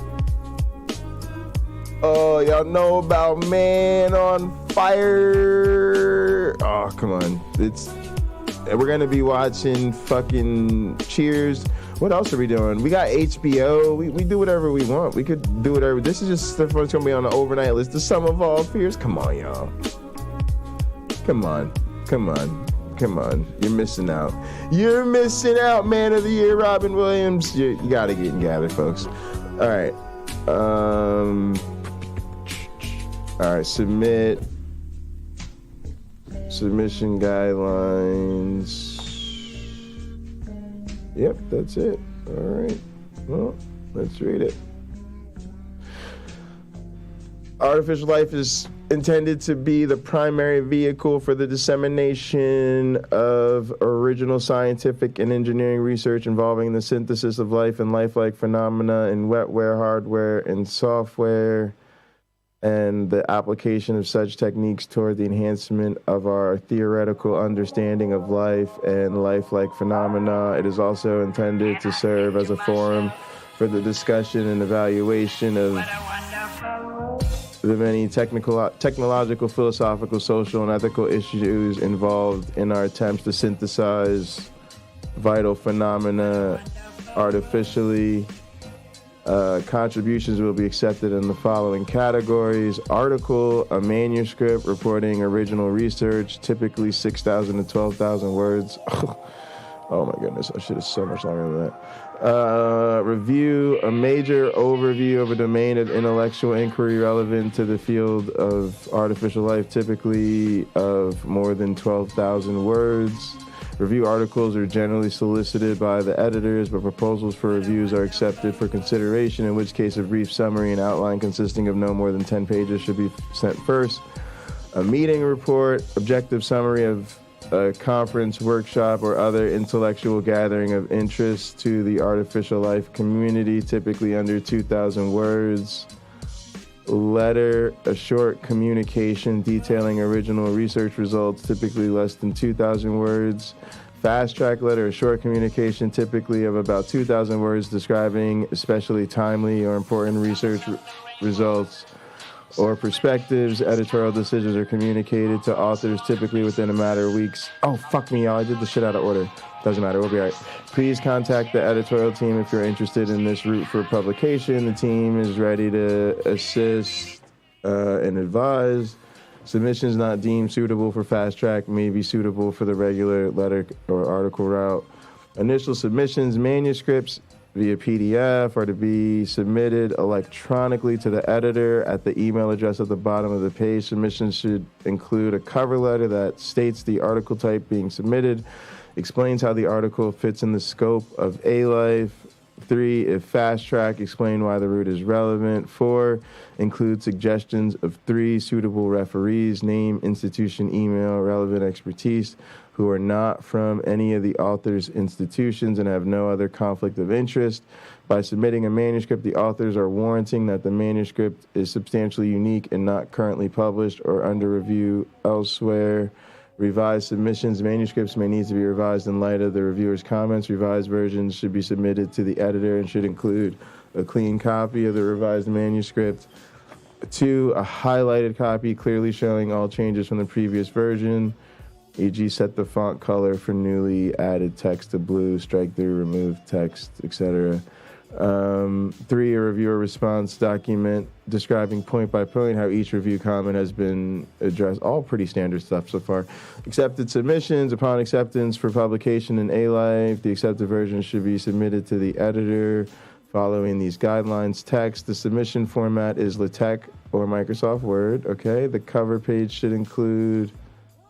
that's the format. Nice. Okay. The title... each author's details, name, affiliation, and address, email address. Indicate the corresponding author, that'll be me. Twitter handle, optional for use if the journal tweets about the article, the abstract, and 5 to 6 keywords. Main content should start on the top of the page. Start on top of the second page. The entire manuscript, including abstract, references, and figure captions. Should be single column, double space, an overleaf LaTeX template is available for use. Final submissions must include where name is the family name of the corresponding author and NN is the figure number, the entire manuscript as a PDF, the editable source file,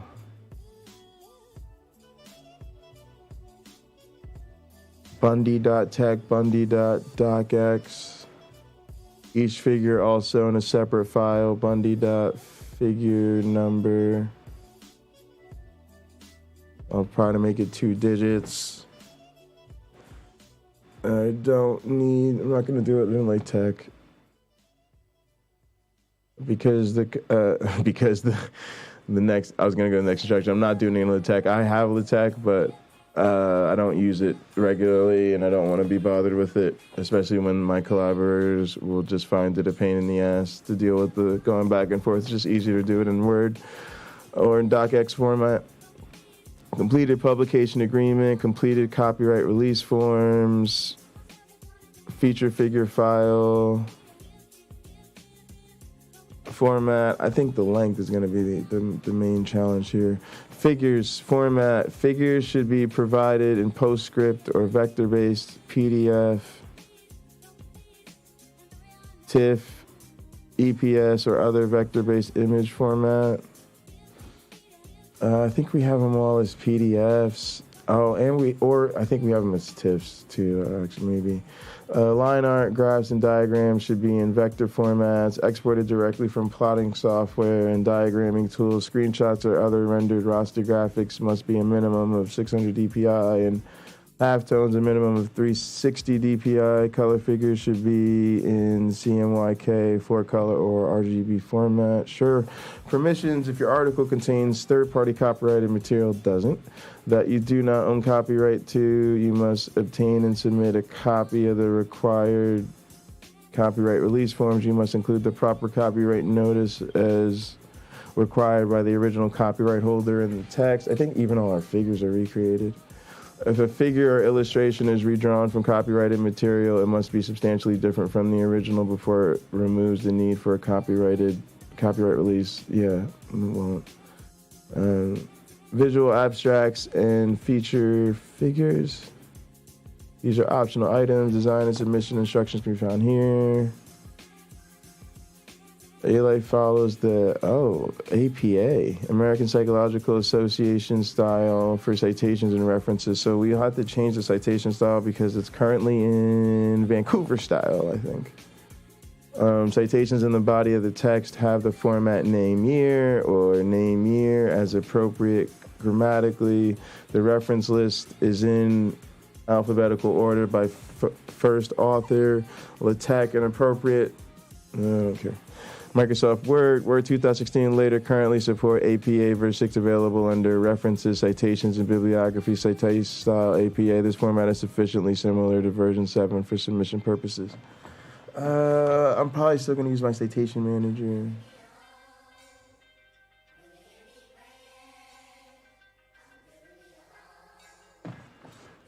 Data and code policy. It is the responsibility of all authors submitting research publications to ensure that all data contributing to the findings of that research are properly cited in the article itself, and that the data is made publicly available else where possible. Therefore, submissions must conform to the MIT Press research data policy. We have this. We have a GitHub repository.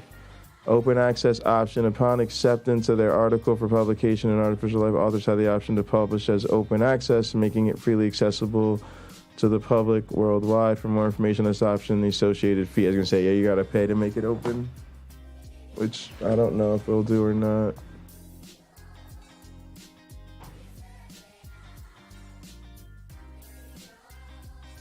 Yeah, we need to see. Oh,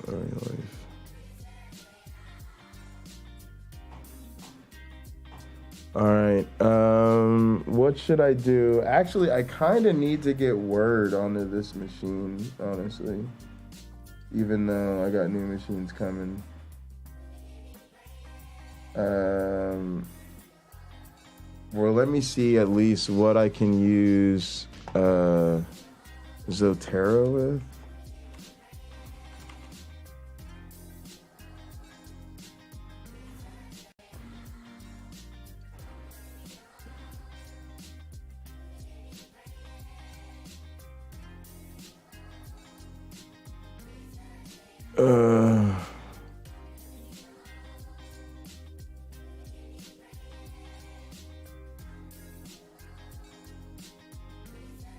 Yeah, so it's Microsoft Word. I gotta figure out, what do I need to do to get a Word license? I actually might not do, I don't know if because LibreOffice, yeah, I don't know if I have the Zotero plugin. Let's see. I've been kind of having issues with, I want to use Microsoft Office, and I actually think my mom has a license for me. So I might hit her up and ask about that. Yeah, that would be good. That'd be a good thing to do for this. But also, I want to start with MABE. I just, guys, so here's the goal. The goal is to get this draft submitted in this month, right? In November, right? So the goal is to get everything set up so we could get writing on stream. That way we're gonna come on stream throughout the day. A lot of times it's Friday, so we're gonna be pretty casual today, but we're gonna get on stream. We're gonna be working on this manuscript, and then next year, our goal is early next year to get this shape mating project done. So we're gonna be working on that too. So we got a manuscript to do this month. We got a shape mating project to get published next semester, and that's the next phase for us, y'all, right? We've done some teaching. I'm going to teach at a community college actually next semester. We'll talk about that later. We'll be finishing up sort of some of the Darwin's Law class stuff for this semester as we get towards the break, but it's time for me to buckle down and focus on getting my dissertation research out and shit like that, because I am halfway through essentially my 3 years at the University of Minnesota with my sights set firmly on the next job for me. So we've done a lot of great content creation and community building, and now we've got to go ahead and get this working.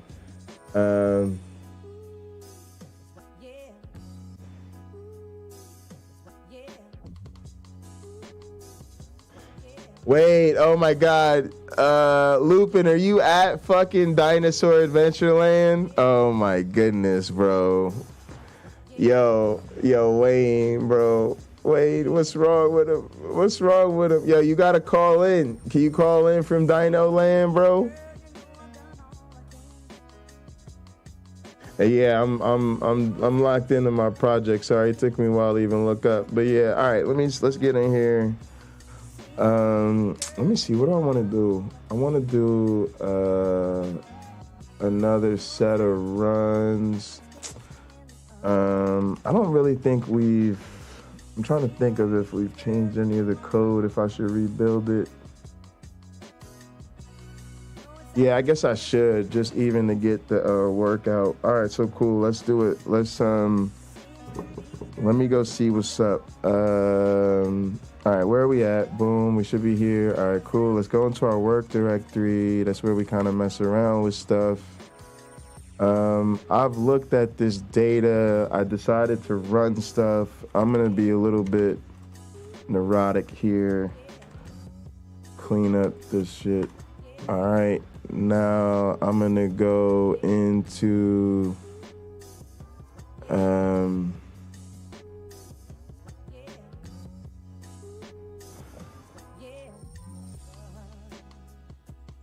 when I do this,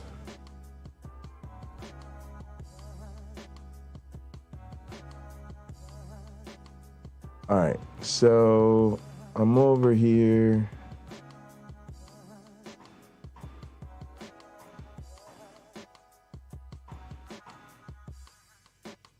All right, here's where we want to go.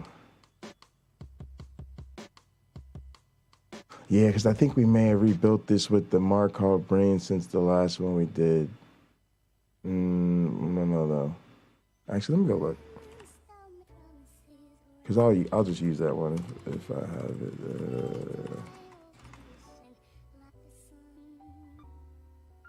What I'm doing right now is I'm looking to see if what we did in here used the version of MABE that we could use right now. Let me see. I need to see the organism settings. Yeah, all right, we do it. We have the Markov brains in here. So these are already pretty much set up, I'm sure, like we want them. So let's just run some more conditions. All right, here we go. So let's just do the same thing. We're gonna remove right here. I don't need recursively here. It's a folder thing. Sorry, Control C out of that. Yeah, we've got M graphs going. All right, so same deal. Remove anything that's a PNG. And also remove C star. That's gonna get rid of all those directories. And now I do want to add recursively because those are directories.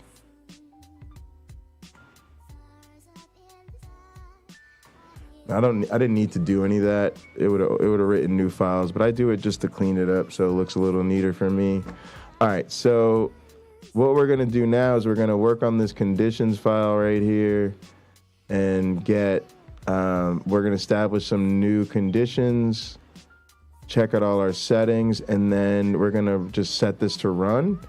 That way when I meet with Cliff next week, hopefully I've got some data to look at, and I'm just gonna let this shit run, and then we'll go back to thinking about that manuscript. I should be working my Pomodoro timers, but I'm gonna take a quick Uncle Bobby break, and then I don't even think I don't have a Pomodoro timer in here. Let me just pull up the one that we use so people get used to what the one in Gather looks like. I forget what the damn site is. Oh, I'm using MyronBot right now. I don't want to be in MyronBot.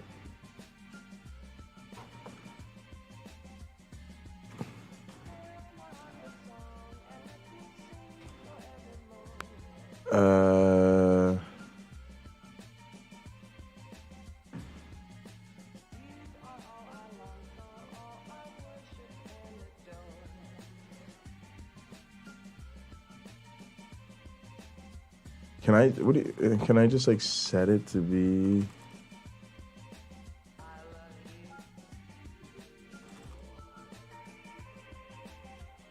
Wait.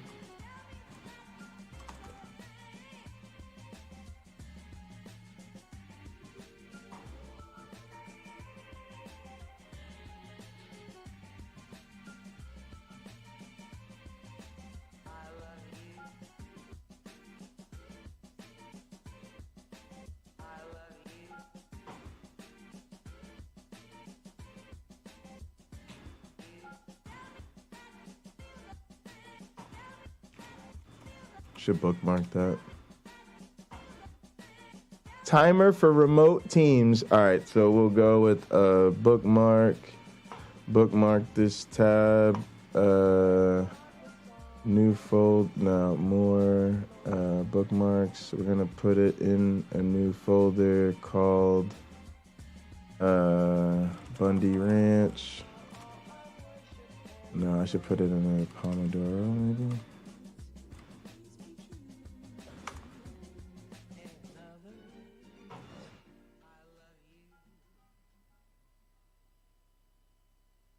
what's my name?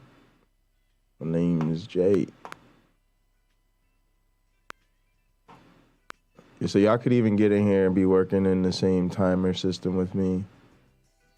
If y'all, this is gonna be important for like our work along. Like if y'all want to do co-work sessions or work to the same timers and shit, or work on group projects together, and be able to see a common timer, whatever. All right, so we're gonna go to have a break, 5-minute break on the clock, and we'll chill. When the timer goes off, I'll get back to work. Appreciate everybody for being here. Even if he stepped away, I do appreciate Lupin for checking in from Dinosaur Adventureland. That is fucking nuts. I assume, man, I want to be spicy right now, but let me hold my tongue. Let me hold my tongue for a minute. I know my man Wayne is up here. Wayne must be at work. I hope Wayne is at work, because I'm going to feel neglected if the nigga's just chilling and he hasn't even come and said what's up.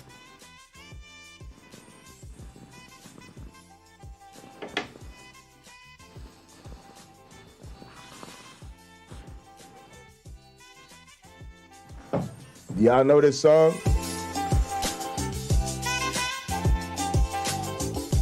This a bop right here, y'all.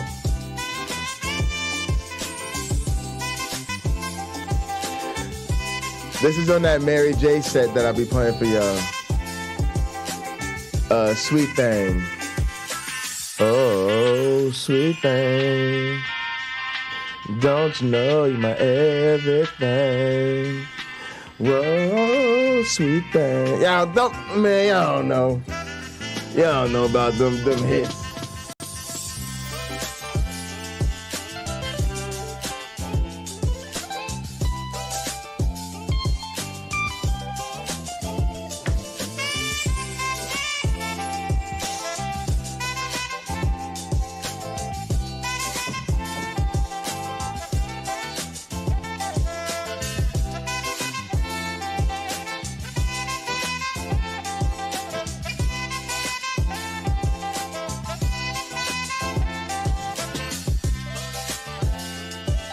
I mean, that guitar is so nice.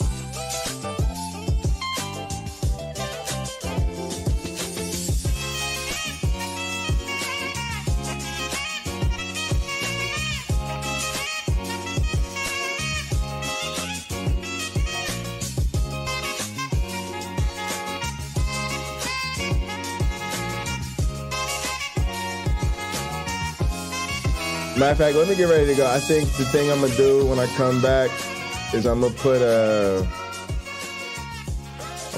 play Uncle Bobby or something for a few minutes so that I can, I'm gonna try to call my mom, see what's up with that Microsoft Word. If not, I'll take care of it on Monday. And we'll look into the LibreOffice. Actually, I'm gonna look into the LibreOffice either way. But yeah, let's let Uncle Bobby get ready for this. All right, gang, let's jump into this shit. Before we get this thing crack-a-lack, just so you guys know, Wonder Woman 1984 is on in the background. I gotta ask you guys a question. Was anyone else just violently disappointed by Uncle this movie? Bobby and Let me tell you what Lo-Fi. I'm thinking. The first Wonder Woman, Uncle without Bobby question, and Bob. was phenomenal. Uncle They Bobby. could not have picked a better actress. Everything about it kicked ass. I liked what they did to the Wonder Woman character in Justice League. I know not a lot of people like this Justice League. You can hit me in the comments as to Oh, look, why it shows did you and right then I here, will tell a you little why you were timer. I wrong. love this shit, Now, man. Wonder Woman 1984. Let me see. Some of y'all probably can't see that. See that? Fantastic. On the tab. They're doing the I'm tournament. plugging it, man. On Themyscira. Y'all don't understand, man. I built the virtual office and Gather, y'all. I know this is gonna fucking blow your mind. I know it's gonna blow your mind. I built the virtual office and Gather, y'all, to be a virtual office. Gather didn't just come out of the box with fucking Pomodoro timers everywhere. It's something Rob and I use in our class, in our teaching. Something Rob introduced me to help our students stay focused and be productive. So yeah, I added productivity features to Gather. You need to get in the virtual office. There's all types of shit and goodies hidden up in this bitch. Yeah, that's right. I'm enhancing the office vibe of the virtual office to make that shit more officey so that the motherfuckers that work in our office can do more fucking office shit when they're in the office. Y'all don't fucking hear me though. Everything about the action sequence. Y'all ain't ready for my gather game. Let's hear what this timer sounds like. They're getting ready to crank up the race, and baby, Princess Diana is getting all yoked up and crunk.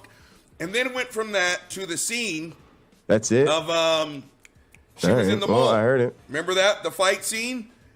Corny, but I good. thought that was a And then timer. after that, No. All right, so skip the break. Show me another work movie timer. just All right, so now you work for a the period. Wonder Woman character. I'm gonna hit. I normally hit the 25, so that's what I'm gonna do. They just did it. Sorry, I just didn't buy it.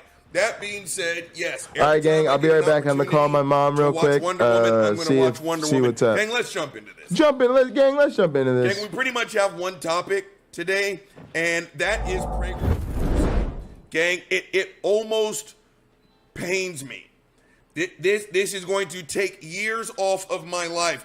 And holy crap, if you don't know what PragerU is, congratulations. But gang, you have never seen a bigger collection of assholes in your life.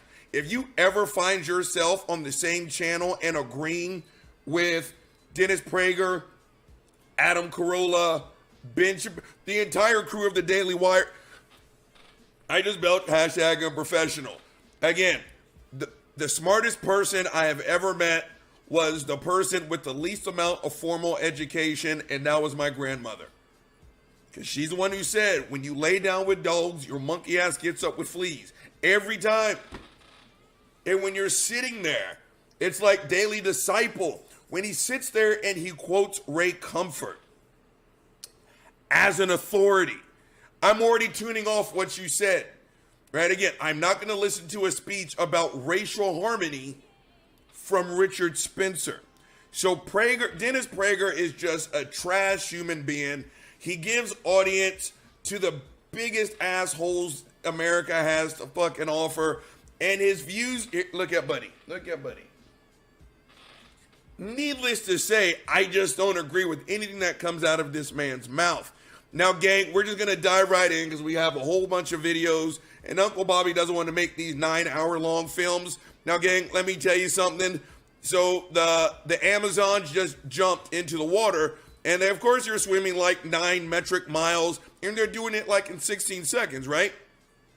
They jumped in the water, and they did that dolphin kick underwater. Now, some of you are already smiling because you're Generation X. Who did the dolphin kick, gang?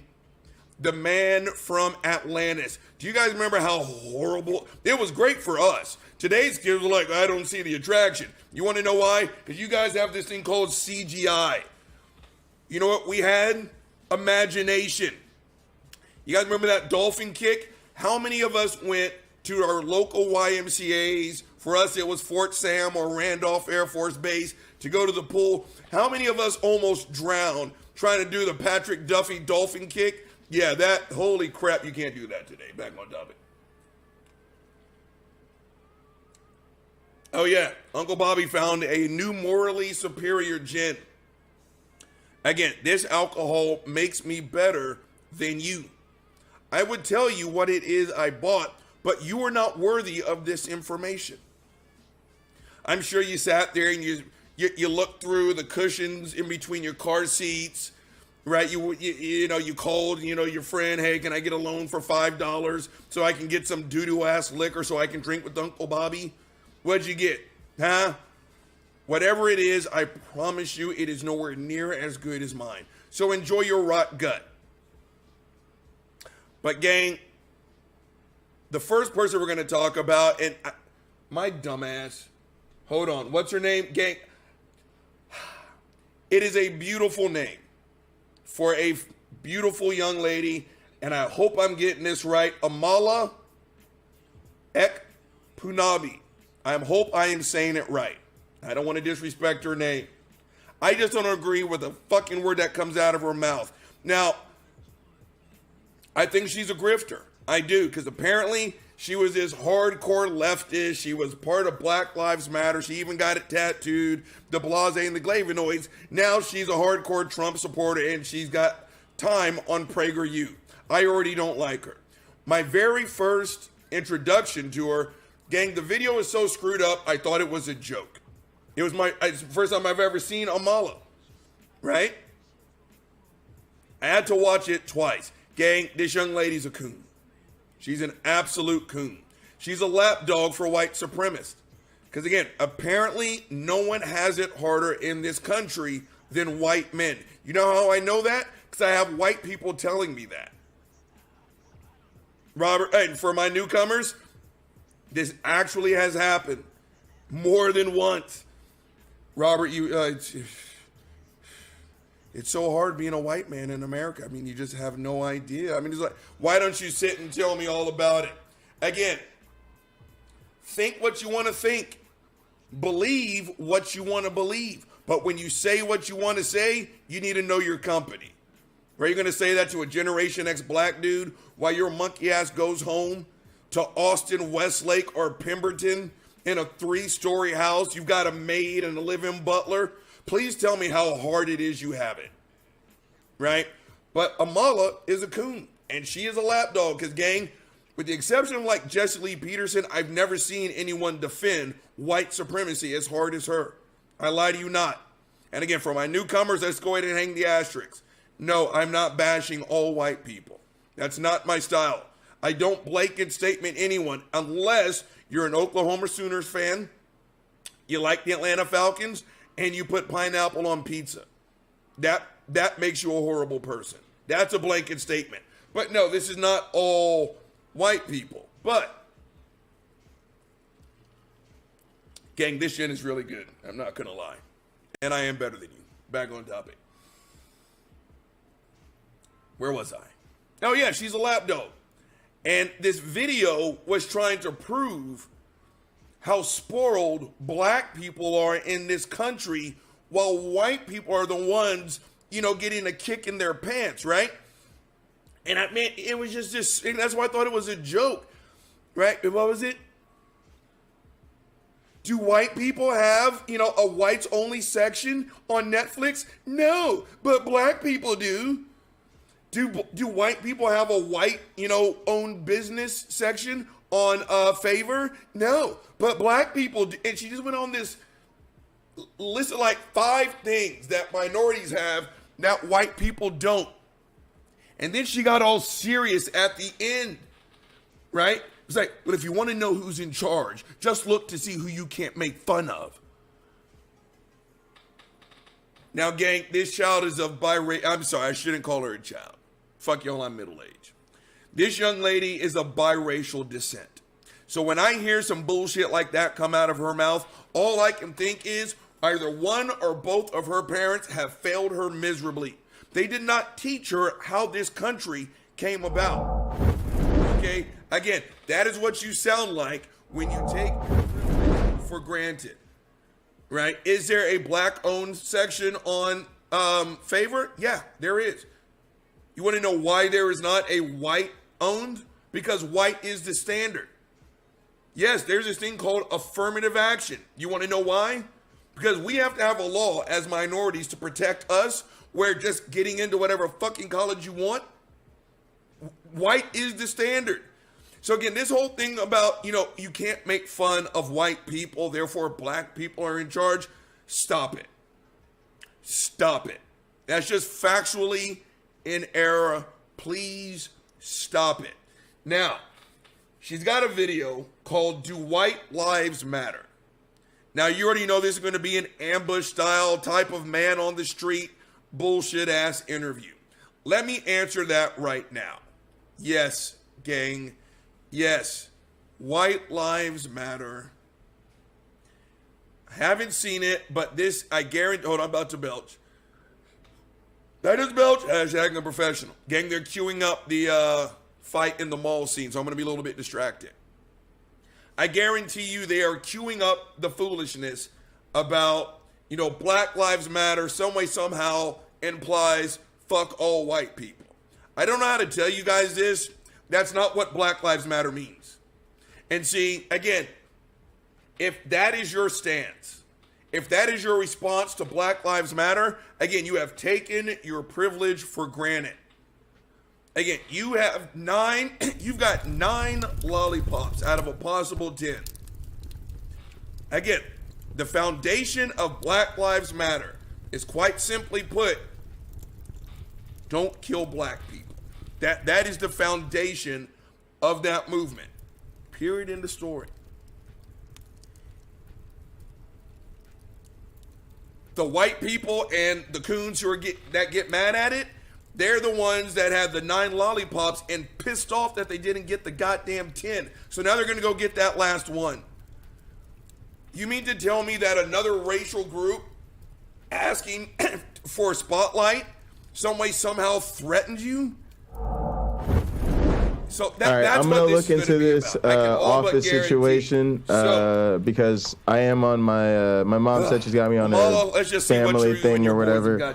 And universities are dog shit with software and computers, so you kind of want to just avoid using university software at all if possible. So gang, so far they've asked 1, 2, 3, Sad about to say. 5 people this question. Every single last one of them looks to be around 22, 23 years old.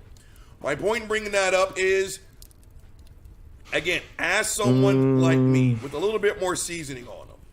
I'm going to say yes. This isn't a trick question, right? But again, I almost hate to use the word, but the woke younger crowd, I hate that term. Robert, you know what? To punish myself, I'm going to have a sip of alcohol. Trying to find the people that are trying to make sure they weigh and measure every single word. That's just not who I am. Yes, white lives matter, but I'm also going to call your monkey ass out for doing this bullshit. Trying to make this an exclusionary phrase. It is not. Black lives matter does not mean fuck all white people. And if you are so sensitive that another group is getting attention, you're a petulant child. That is what that makes you, right? Why aren't you paying attention to me? You don't care if it is good attention or bad attention. You just want the attention. So another group saying, you know what? Black lives matter. Now look, this is where we are. Because black people simply said, hey, don't kill us. Some white people out there, I'm like, well, what about me? What about you? I'm sorry that you live in America, a country that was built for you by others, right? I'm sorry you did not get 5,000% of all the damn attention. Again, you were given 9 lollipops out of the possible 10. Now you're pissed off that you didn't get the 1. Roll the tape. Yes. Do white lives matter? White lives? It's a bit of a tricky question. No, it's not. No, not in the slightest. Yes, they tried to set. Pause the tape. You guys catch that? They lived for that. They found the black girl to sit there and say, no, not in the slightest. Gang, I am surprised that the entirety of this video was not them just on repeat saying, no, not in the slightest. No, not in the slightest. No, not in the slightest. No, not in the slightest. No. This is a bullshit video, Amala. It just is. Roll the tape. To the truth. No, why not? Black lives matter. I really don't give a fuck about white lives. We're gonna get really political. I don't want to go there. All lives matter. It's true. No. Dude, you can just say anything about white people now and you will get in trouble for nothing. I mean, the most racist thoughts you have in your mind, just direct them towards white people and everybody will be fine with it. Pause the tape. And this is the problem when you don't teach Amala the history of this country. Again, the younger coons, I've heard them say it. Well, we're trying to forget the past. Okay, that was yesterday. We're not going to focus on that. And they talk about it like that was 1901. No. So I don't. Amala, just no. This again. Let's see what I can do if I can get this racism is an actual thing, office. unless it's happening to white people, of course. This stuff is happening now. And again, where was this fire and this fury? Where was this enthusiasm? When I was younger, when I was her age. You know, this isn't a case of spoiled grapes. But again, we can't move on to this other quote-unquote problem because we really haven't figured out what the fuck to do with this one. And when we do have solutions, there's a certain portion of this country that gets mad than a motherfucker about the solutions.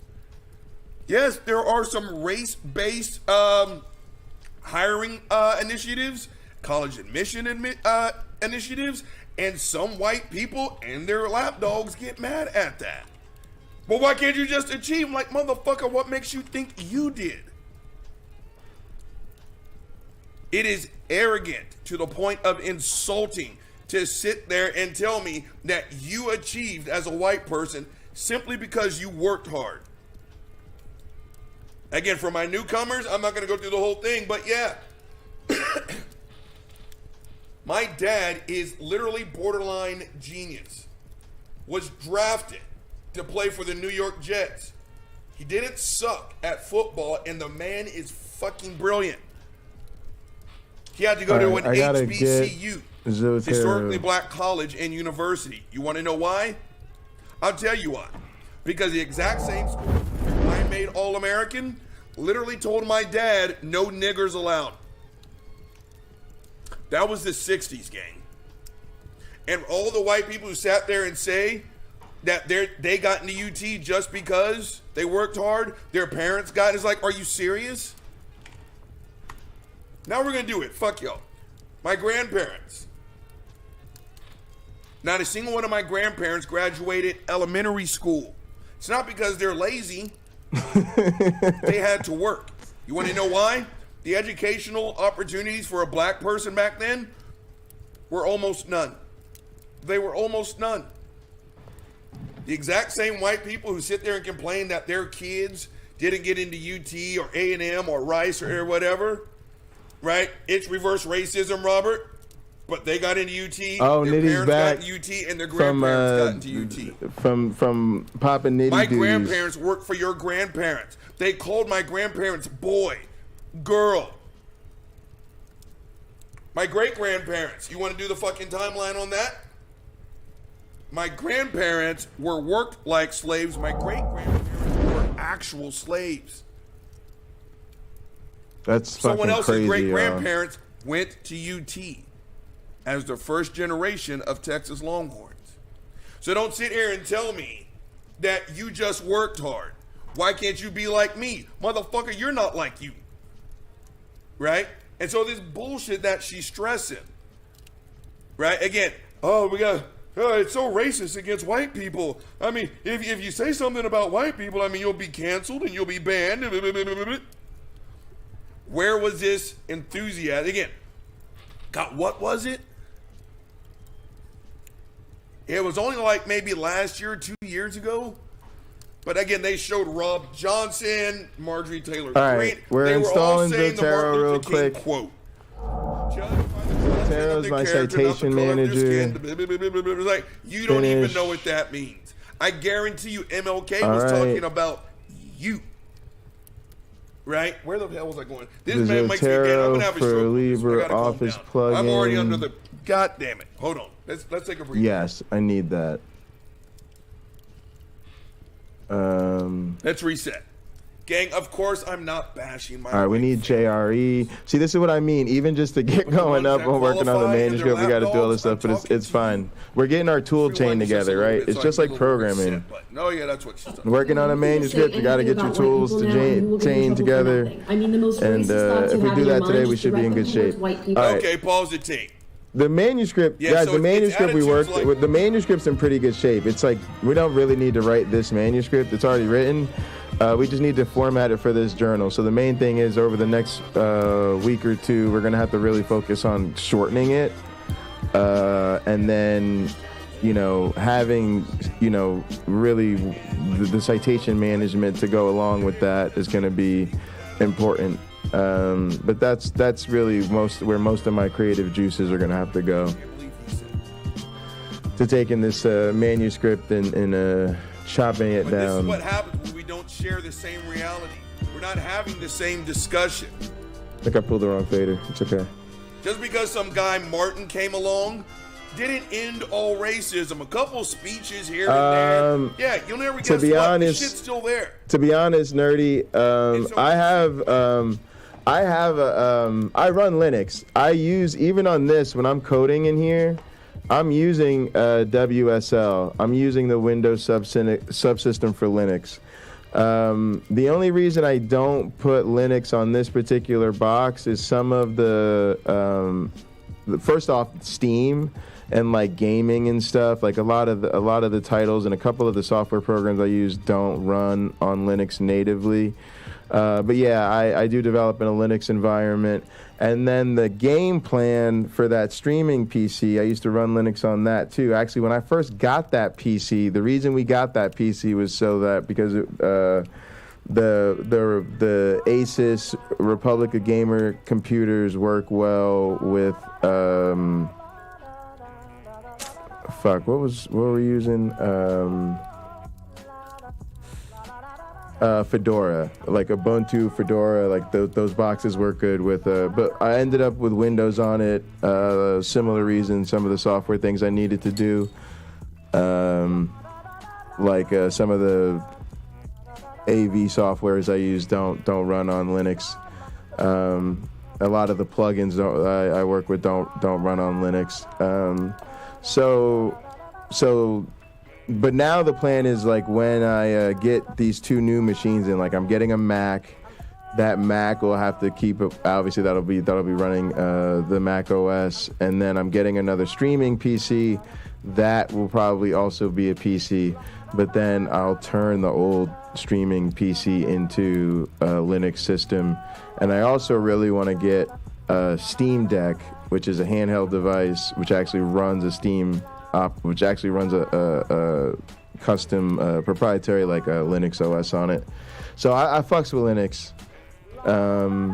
And then all of the actual deployment work we do, like when I'm working on my experiments here, like my MABE experiments, we are just running them locally. And like I said, I do develop in like a Windows subsystem environment. It's like a Linux environment on Windows. But then when I deploy onto the supercomputers, they all run Linux. You know, they're all running a pretty native Linux system. So I sort of have to do all my work for Linux, which is why I actually use the Windows subsystem for Linux, because then the code is the same. But Nerdy's... Nerdy said he uses Windows for Steam. Yeah, it's just unfortunate fact of life so far. All right, so LibreOffice. All right, so Zotero, we're in. Yeah, I gotta get signed in or something because I don't have my library. That's the issue. I can export the library and then import it. That might be a thing.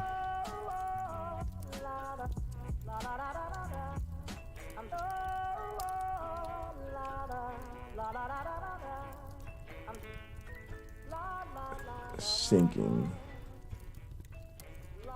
Username and password.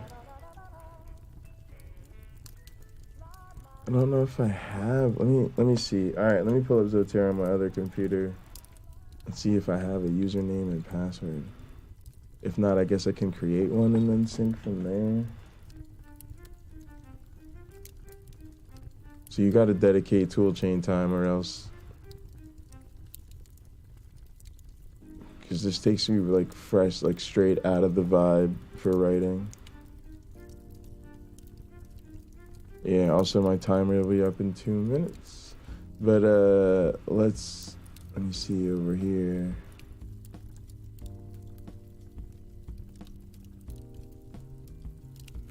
All right, where would I go on here again? Preferences.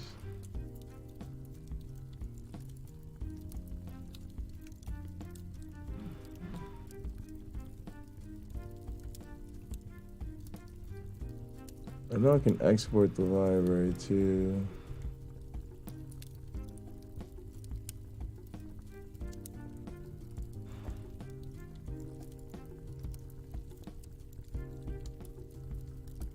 5 hours support. The past hour supporting Windows users on something that takes 5 seconds on Linux. Just chillaxing now. Yeah, it's a pain in the rear. Yeah, I'm not a fan of Windows. So, all right, sync. Here we go. Oh, here's my username. All right, let's see if this works. Put myself on camera when I do shit like this.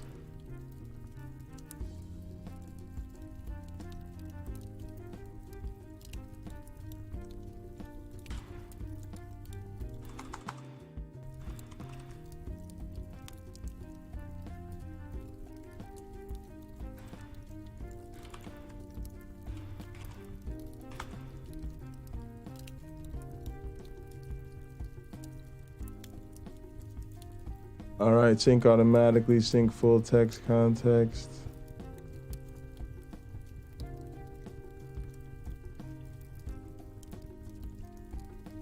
Okay. Sync. Oh, it just populated my library. So here's my library now, and hopefully if I install the plugin, it'll link up with my plugin, and then I'll be able to do my citation work. I'm gonna have to remember to create a new draft of the manuscript to get that going. And what else do I need? So this is the LibreOffice plugin I can use with LibreOffice. My mama will eventually send me a Word thing, or I'll get a Word license from the U, and then I'll sync that up with the Word plugin. But I'll be able to edit a docx here on LibreOffice, so it'll be fine. Oh, she just sent it. Oh, she sent it to me right away. Oh, damn, so I guess I should do that too. Yeah, I can add the Word pipeline. Let me also, when I come back, I'm gonna do the MABE shit real quick. And I think I missed this timer going off. Break time. All right, just to say 5 minutes. Go outside, walk barefoot in the grass, and feel the sunshine on your shoulders. Instead, I'm going to pull that email up real quick, and I'll take a quick smoke break. She shared the account with me. I'm gonna say, got it, thank you.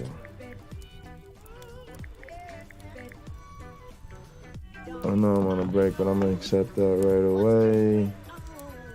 Let me see. You now have access to the benefits of Microsoft 365 Family provided by Mama at no cost. You can install the Office apps you love, including Word, Excel, PowerPoint, Outlook, and OneNote on all your devices for free. All my devices for free. All your devices for free. That's nice. And I have 1 terabyte of cloud storage.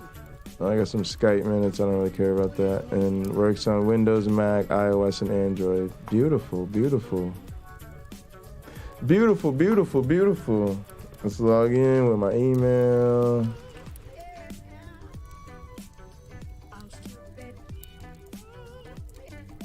Do I want to use this account? Which account should I use? I'm almost thinking, oh, I should use my Microsoft account. I think that's the one I have, a Microsoft account. So let's do that. Yeah, all right, cool. You sent me a little Cody.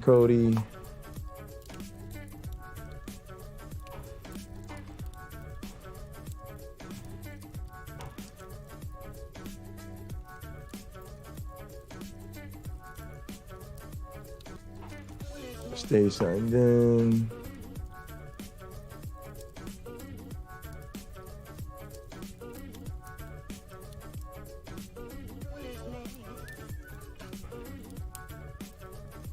All right.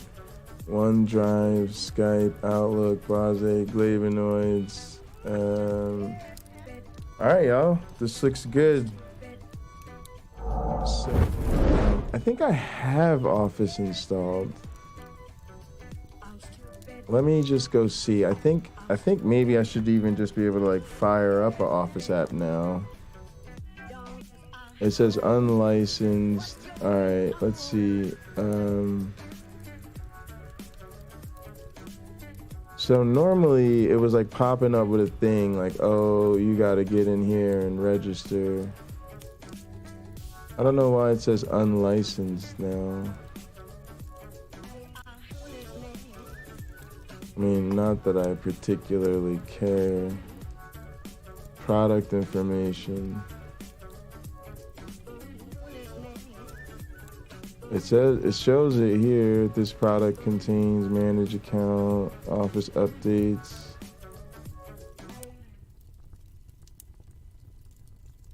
Subscription. All right, we're cool. I don't really care. Let's get it in here, and because if anything, it'll just give me a new version, update some shit. Zotera. Oh, there's my plugin. Okay, great, beautiful. All right, I know how to work with that. All right, so then we can just, let me see, is there anything else I need in my tool chain for working on this manuscript? I needed my victory. I'm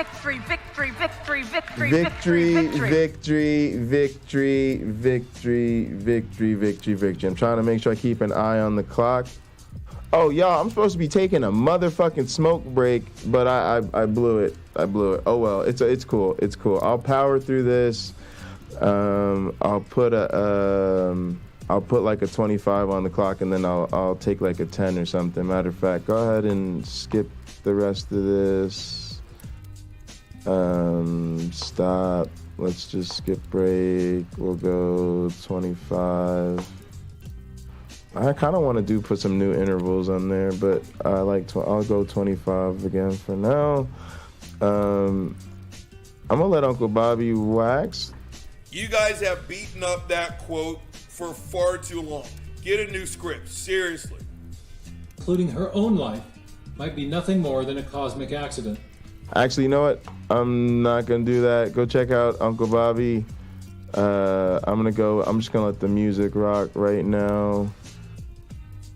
But yeah, don't forget to check me and Uncle Bobby out this weekend, y'all. Sunday around 1 p.m.-ish. Also, don't forget that in addition to all the other stuff I mentioned, which is tonight we'll be in Gather watching SmackDown and hanging out. Tomorrow at noon we'll be doing WWE's Crown Jewel Saudi Arabia event. But tomorrow night we'll also be doing the World Series Game 6. Yes, and then we got a crazy movie playlist going on. We'll be watching Cheers. Sometimes you wanna go where everybody knows your name, but if you stay on YouTube, you're lame. Bam, bam, bam. You gotta get all up and gather. It is where we'd rather be.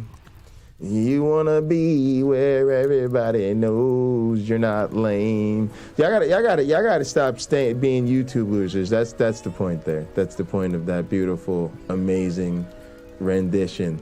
All right, now let's go ahead and get my manuscript up in this bitch. It's on the other machine, so I don't even know if. I don't even think the latest manuscript is on here.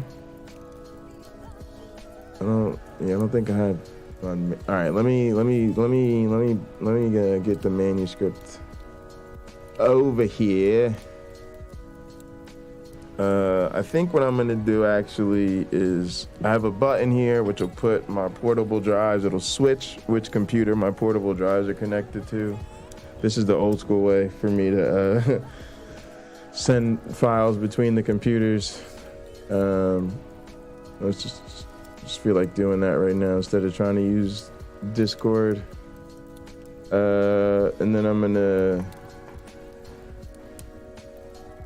zip up my files on the other computer and send them.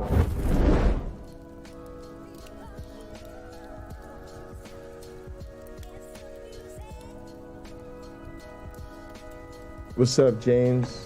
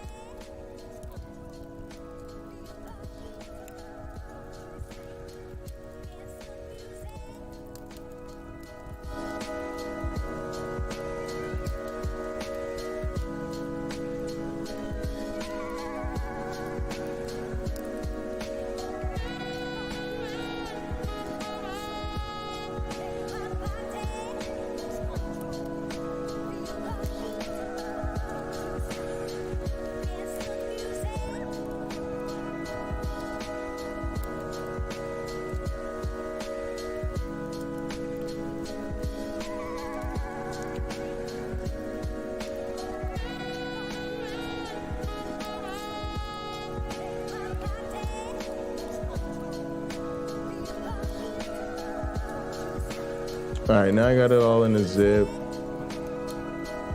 Just gonna put that on one of the portable drives.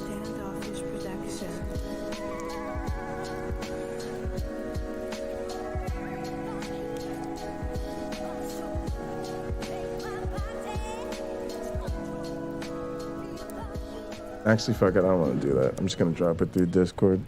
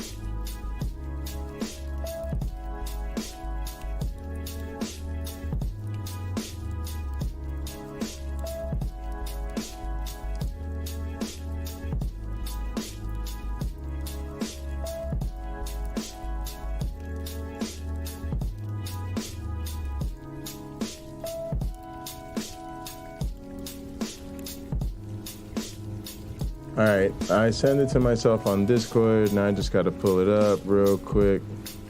Oh shit, I got something else I gotta send you.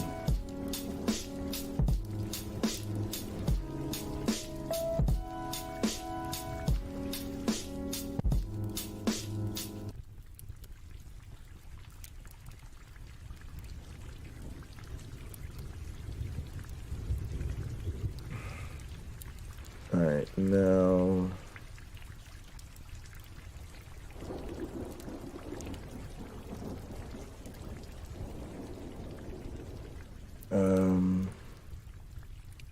I gotta grab the file real quick on my Discord. Yeah, should we just start having angry chats on Discord to you know, I know I'm in like some of these Discord voice chats.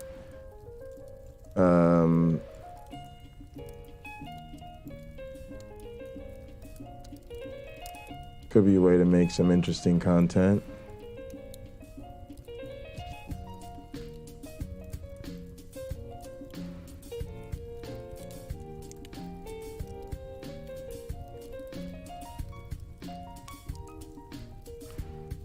All right, now let me download the zip I sent myself.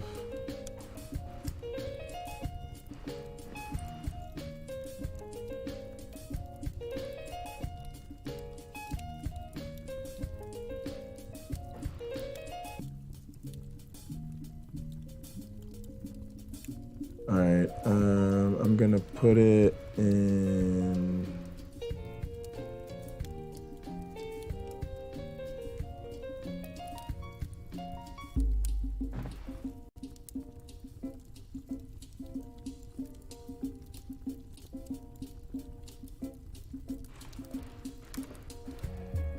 Put it in a manuscripts drive.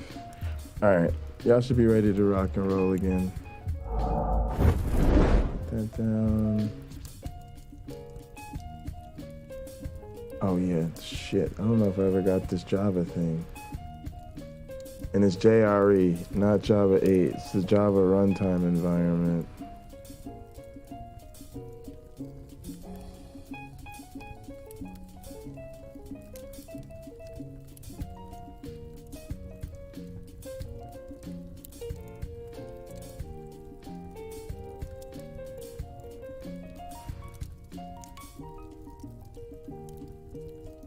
Oh, that isn't, all right.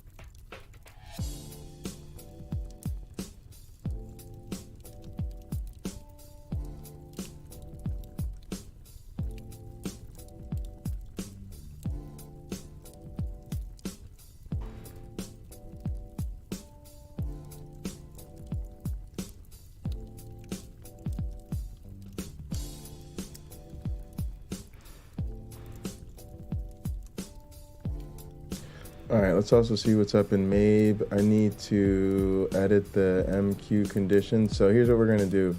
We need to test the conditions of this thing a little bit better. All right, so we're gonna do more reps. As you see, 1, 2, 3, that only gives us 3 reps. We're gonna do a little trial experiment here. We don't wanna do a ton of reps because we're doing it on my personal machine, but let's do,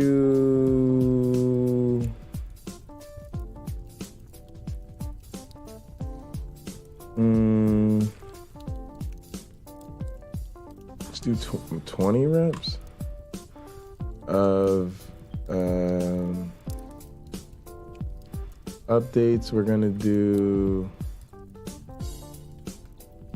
oh, that's gonna be in the settings because that line's commented out. Hang on a sec.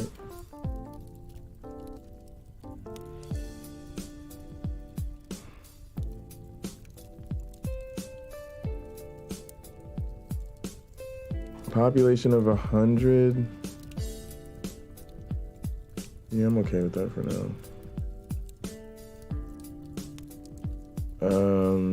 And 10,000 updates. That's fine.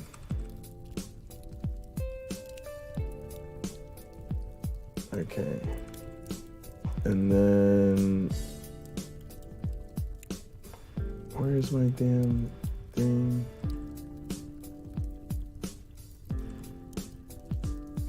MQ.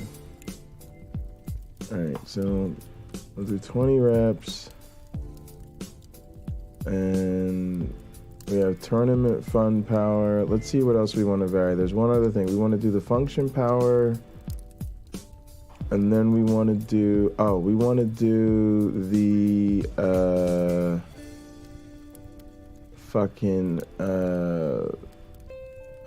the cost. The switch cost, settings, world, switch cost. there.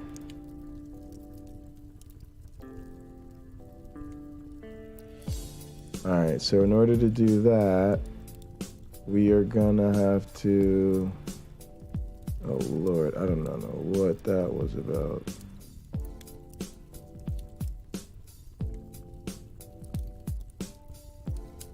All right, let's just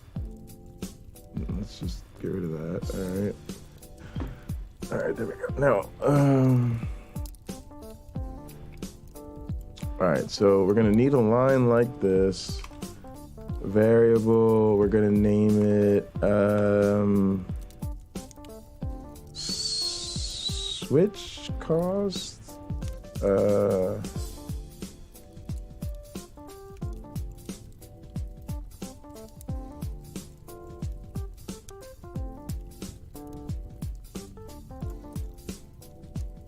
Switch cost.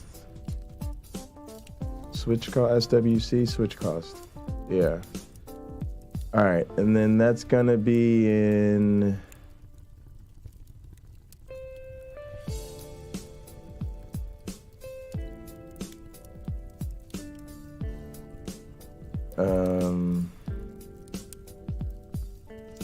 shit.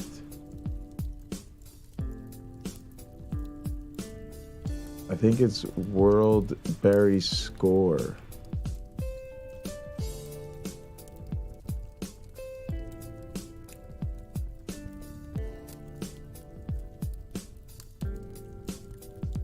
Just like this.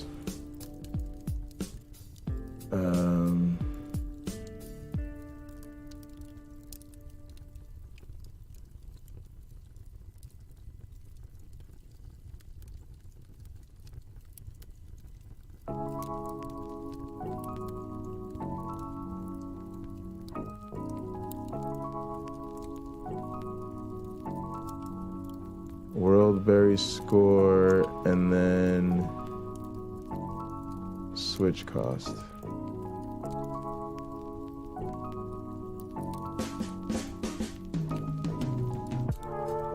Like that, I think. All right, now.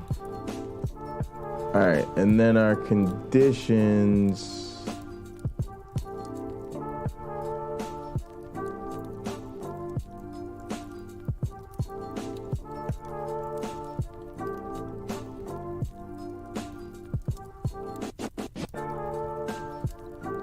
Are gonna be like this, and then SWC equals 0, no switch cost.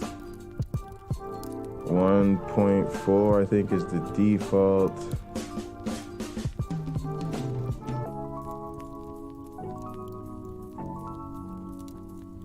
Five and 10.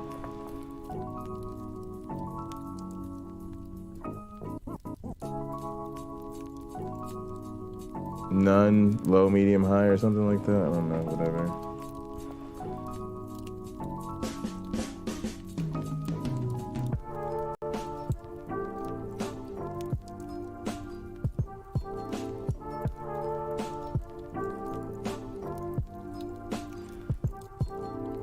All right, yeah, I think that's what I want. Although I guess I want to maybe represent them like this. I don't think that's really necessary, but alright. 1.4, 5.0, 10.0.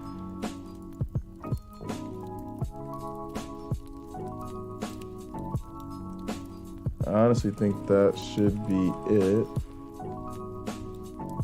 And now we go over here and we basically are gonna tell it to run.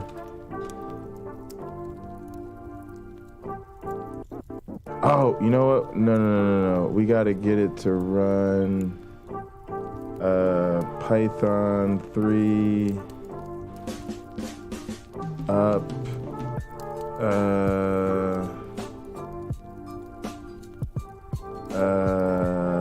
shit, hang on a sec. 2 tools. Sorry, tools. What the fuck is wrong with me? All right, EXP1. We'll go back into that drive. All right, so we got to say Python 3, because we got to run a Python script now to run the batch. So it's got to be up. Then we got to tell it's in tools. It's called like MQ. So we do M and then we do tab so that we make sure we're typing it right. There it is, MQ, right? That's for Q, CUE, but we just call it MQ, M with the letter Q. MQ.py, right? And what this does, this is an important little piece of script right here. It's basically telling us, I'm setting up your jobs, Jay, and it's got basically 12 conditions, 0 through 11. I've got this variable called power, which you have 1, 2, and 4, and then I've got switch costs 0, 1.4, 5.0, and 10. And it says like it creates a unique condition for each combination, right? Power of 1, switch cost 0. Power of 1, switch cost 1.4. Power of 1, switch cost 5. Power of 1, switch cost 10. Then it goes to power of 2. Power of 2, switch cost 0. Power of 2, switch cost 1.4. Power of 2, switch cost 5. Power of 2, switch cost 10. Then goes on to 4, right? Power of 4, switch cost 0. Power of 4, switch cost 1.4. Power of 4, switch cost 5. Power of 4, switch cost 10. So you see how quickly this blows up now. Because now, instead of just having, whatever, I set it to be 20 replicates, instead of just being 20, it's 20 times 12. So now this is going to do 240 replicates, right? So this is how our experiments get huge quickly. But, my computer's pretty beefy. It doesn't have too much going on. It should be able to handle it. I actually want to double check some of the settings real quick before I run this. Because I don't think all of those are quite the way I want them. For instance, I don't want it to do these snapshots every 100 updates. I want it to do it every 1,000 actually. Actually, I don't even want that. Yeah, let it do it every 1,000 so we can look through them. It's going to be 20 times it stops.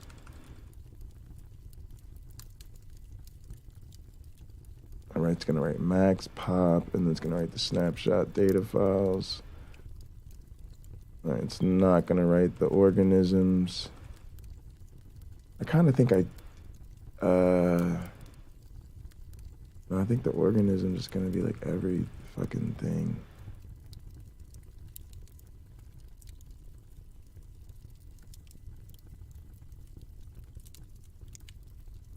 It's all the organisms in the population.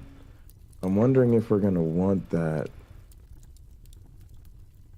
No, because normally we just use the data files because we're just looking at the population data. I don't think we need every organism.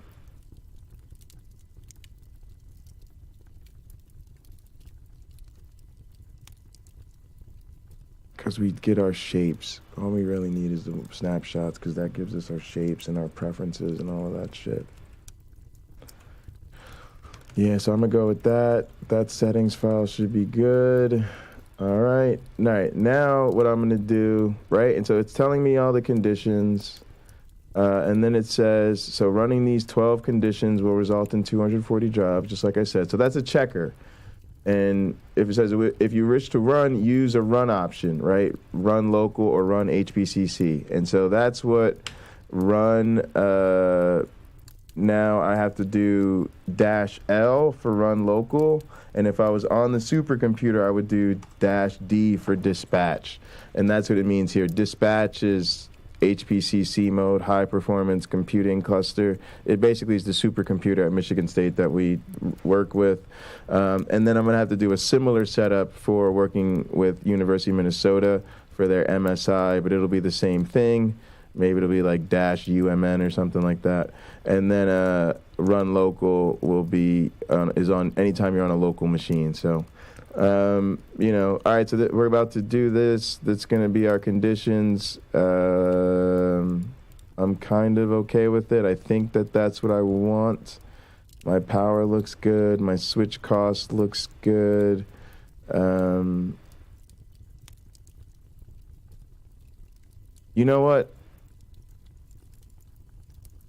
I should probably...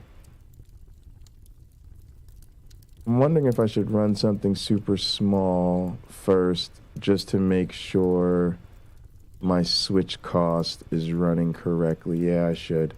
Let me run something super small at first with 10 updates, and then we'll make the conditions. We'll just do 2 different lines. We'll we can't comment out that line easily. All right, so we'll put a comment there. So that line now won't run.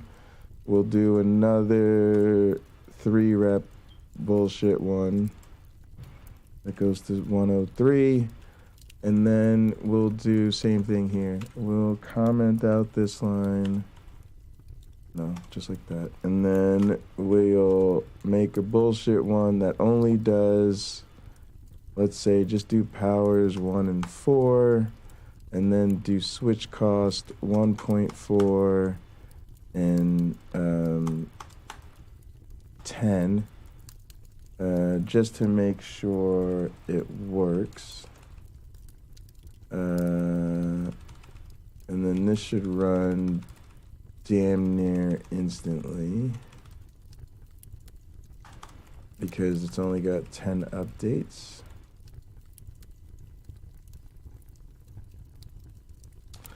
All right, and so we'll go ahead and run this command again without this option.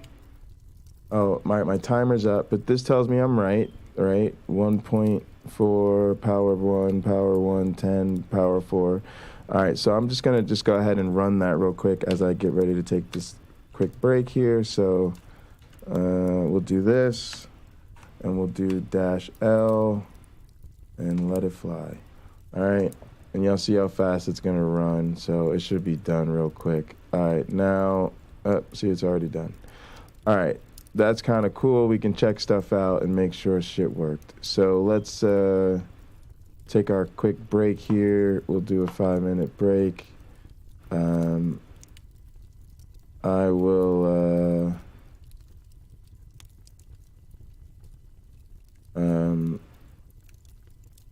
I don't know what I'm gonna do. I'm just gonna rock with the lo-fi and watch the time go by, as they say.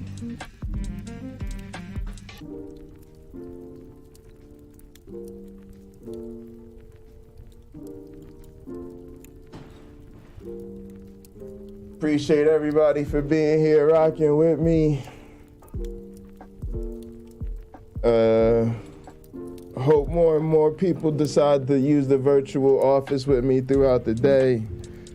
Want to send love to Cameron, UC Love, Melody Joy, Carrie Ann, some of the people that are already rocking with me throughout the day and gather in the virtual office.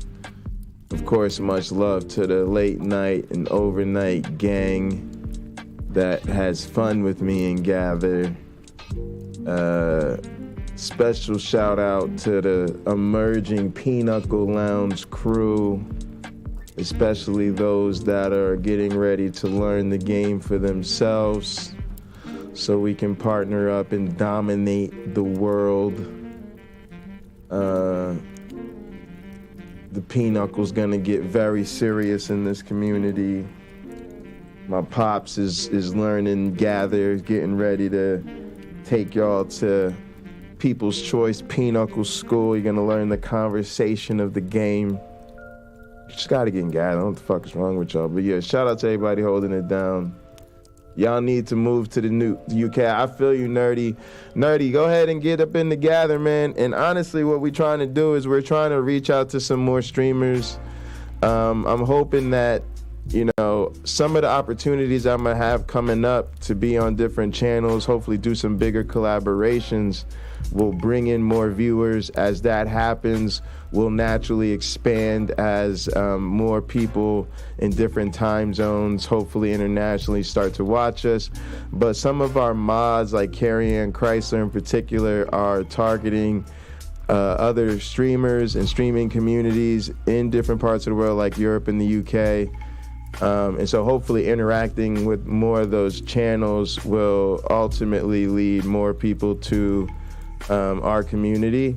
And then also, we let the casino channel cool off for a little bit, but we are going to be bringing back our casino channel and doing some of the overnight streams. We're kind of just waiting. We're kind of focused on Gather right now, but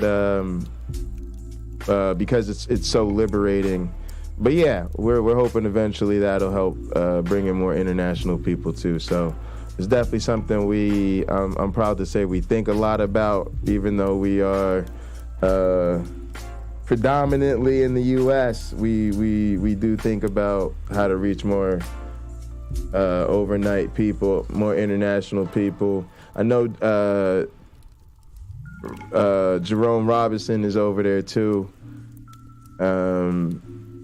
Caterpillar, Kelly Pro Teacher, who we haven't seen in a while, I think just because they was rocking with the casino. They were out in Thailand, I think. So yeah, shout out to the overnight crew.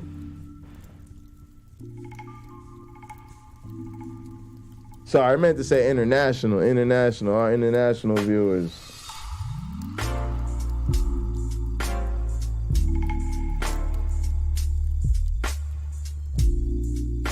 How you doing, Iris? Thanks for coming through.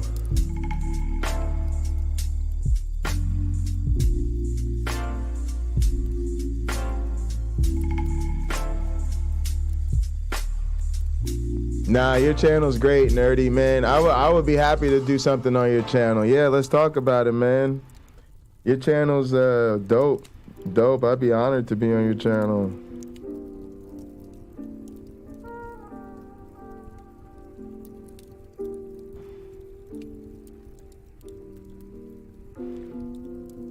Hopefully one day I'll be able to make somewhat coherent coding content like Nerdy.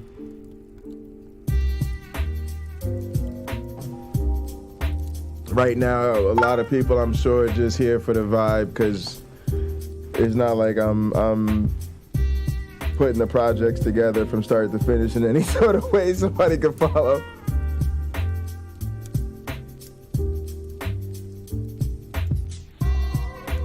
But we do podcasts about the projects. All right, so that was the timer alarm go off. I heard that, so let's go over here, start another work period on the clock.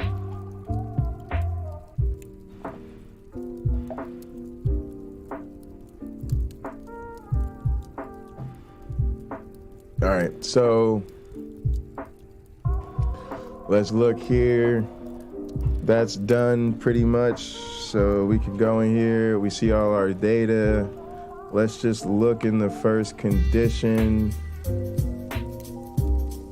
and see what's in here. All right, we have all our seeds. There's some better codes for this type of stuff, but all right, it's showing us our data. All right, now here's a problem. Oh, you know what? I was gonna say there's only a snapshot at 0, and I'm like, that's a problem. But I put the snapshot at 1,000, and then I only put the All right, so you know what? Let me run this. I'm gonna run the same exact thing. I'm just gonna run it a little bit longer. I'm gonna run it for 10,000 updates, which is like the full length I wanna run, but I'm only gonna run these few conditions just to see everything work. Way less conditions, way fewer seeds, just see how everything looks, and then we'll rock a little bit bigger of a test. So let's go up and y'all, I'm just showing y'all how we kind of develop these things. Y'all have seen me working on the code, testing it under the hood to make sure everything's kind of working. Now that we've got it working, we're trying to work, right? We're trying to work towards a larger scale type of project. Even though, to be honest, these benchtop experiments, we could publish off of these, but normally we do fire up on the supercomputer. But right now, I'm just showing y'all how we develop it. We just work on these little experiments, test everything, run something that approximates our experiment, get some preliminary results, and see what we're working with. All right, so right now, all I really want to do is I want to rerun that command. I want to run the MQ command. There it is, boom. Python 3 ... tools MQ. Now I like to type it out just to make sure I'm kind of getting it. Python 3, it's up a directory, then in the tools directory, it's mq.py. All right. Now it's going to tell me the same thing.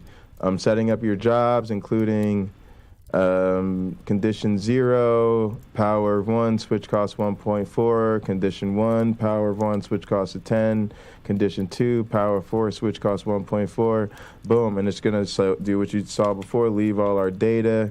All right, so then we're going to do that again, run it locally. It's going to be 12 jobs, 3 per condition times 4 conditions.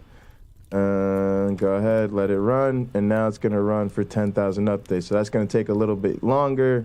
No big deal. We're going to pop back over to our manuscripts here. And so now we've got our manuscript here. I don't know why.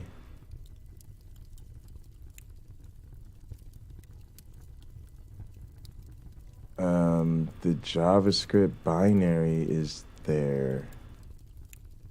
That's a weird ass place for it. But I don't particularly care right now.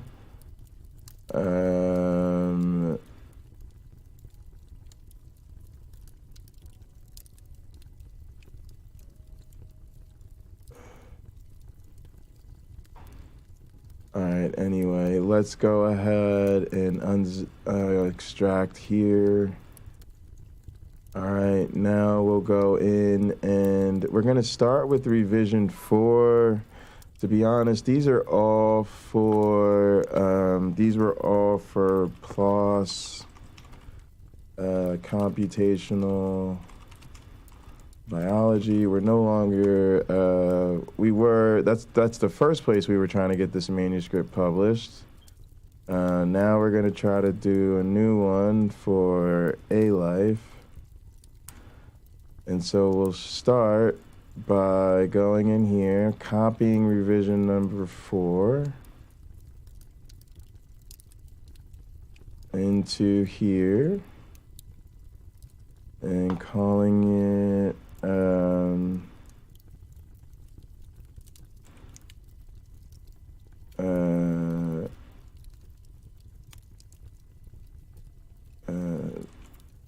submission 1, I guess.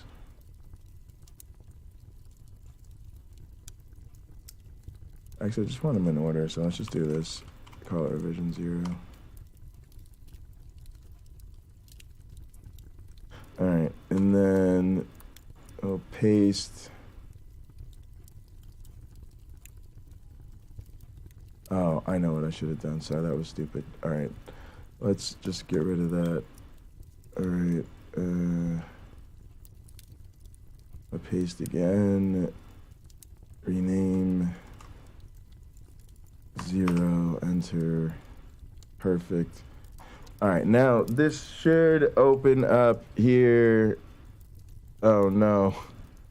All right, that doesn't have an actual revision in it. That's just a little, it's like a thing. It's just like a revision letter or something. All right, let's see if 3 actually has our manuscript in it. Yeah, this is kind of, looks like revision 3 is probably where we're going to start. Although we've got a bunch of stuff in revision 2. So 2.11.22, let's go back in here.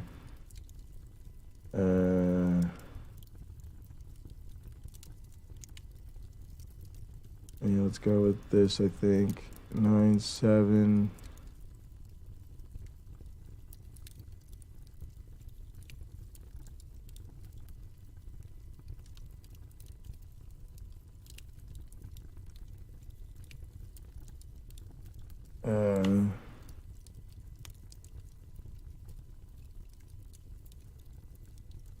Copy, and then we'll go up here in the A Life. We'll paste these. This is supplement only. Yeah, okay, let's do that. So let's get ourselves a new supplemental only. We'll call it draft 9.8, which is always where we start here. We'll rename this draft 9.8.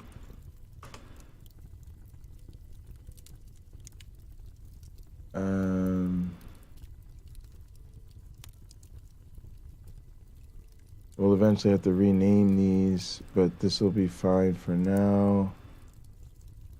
And let's go ahead and pop open this manuscript. And there she goes. And I don't even want to see what I'm about to see. All right, so let me see control. Can I go control end or something? No. Oh, I know what I need to do. I need to do this. And probably everything from here all the way through the abstract. All right, that probably needs to be where I start with the word count.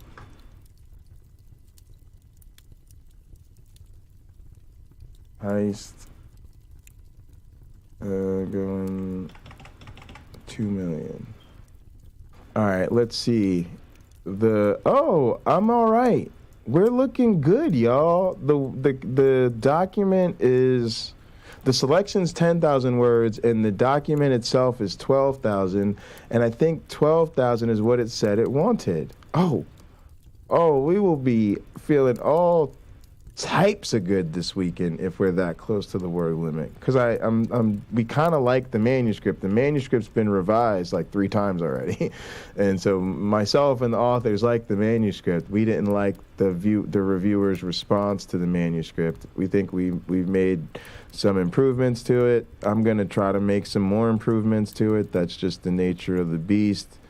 It isn't personal. It's just the way it is. And actually, the other journal is still interested in it. It's just we'd have to have a back and forth about the reviewers that they keep assigning to us, and I don't really want to do that. We've just kind of decided to move on and take our shot at a different journal. That was mostly a decision of my co-authors. But I'm happy to go along with that. All right, so like it says, a manuscript reporting original research typically of 6,000 to 12,000 words. So, and then it said something about that that gave us a little bit more detail in the text about the word count somewhere.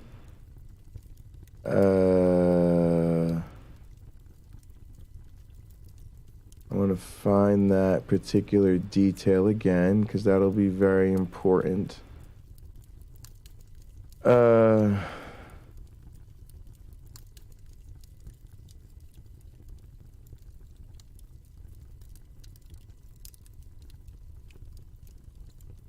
6,000 to 12,000, but it gave us more details about that.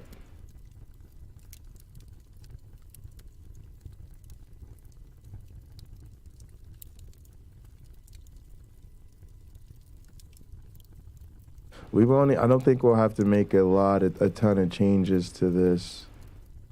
But I want to make sure I get this particular detail correct. Here we go.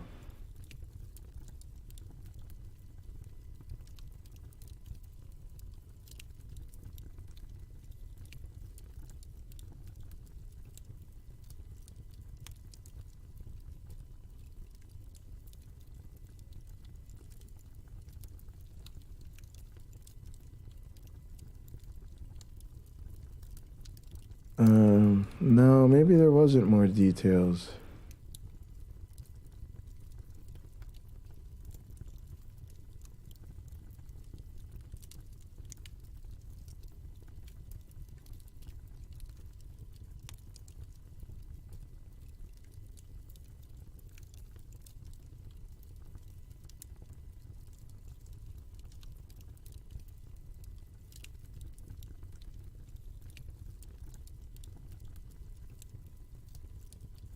Yeah, I don't see any other details about that.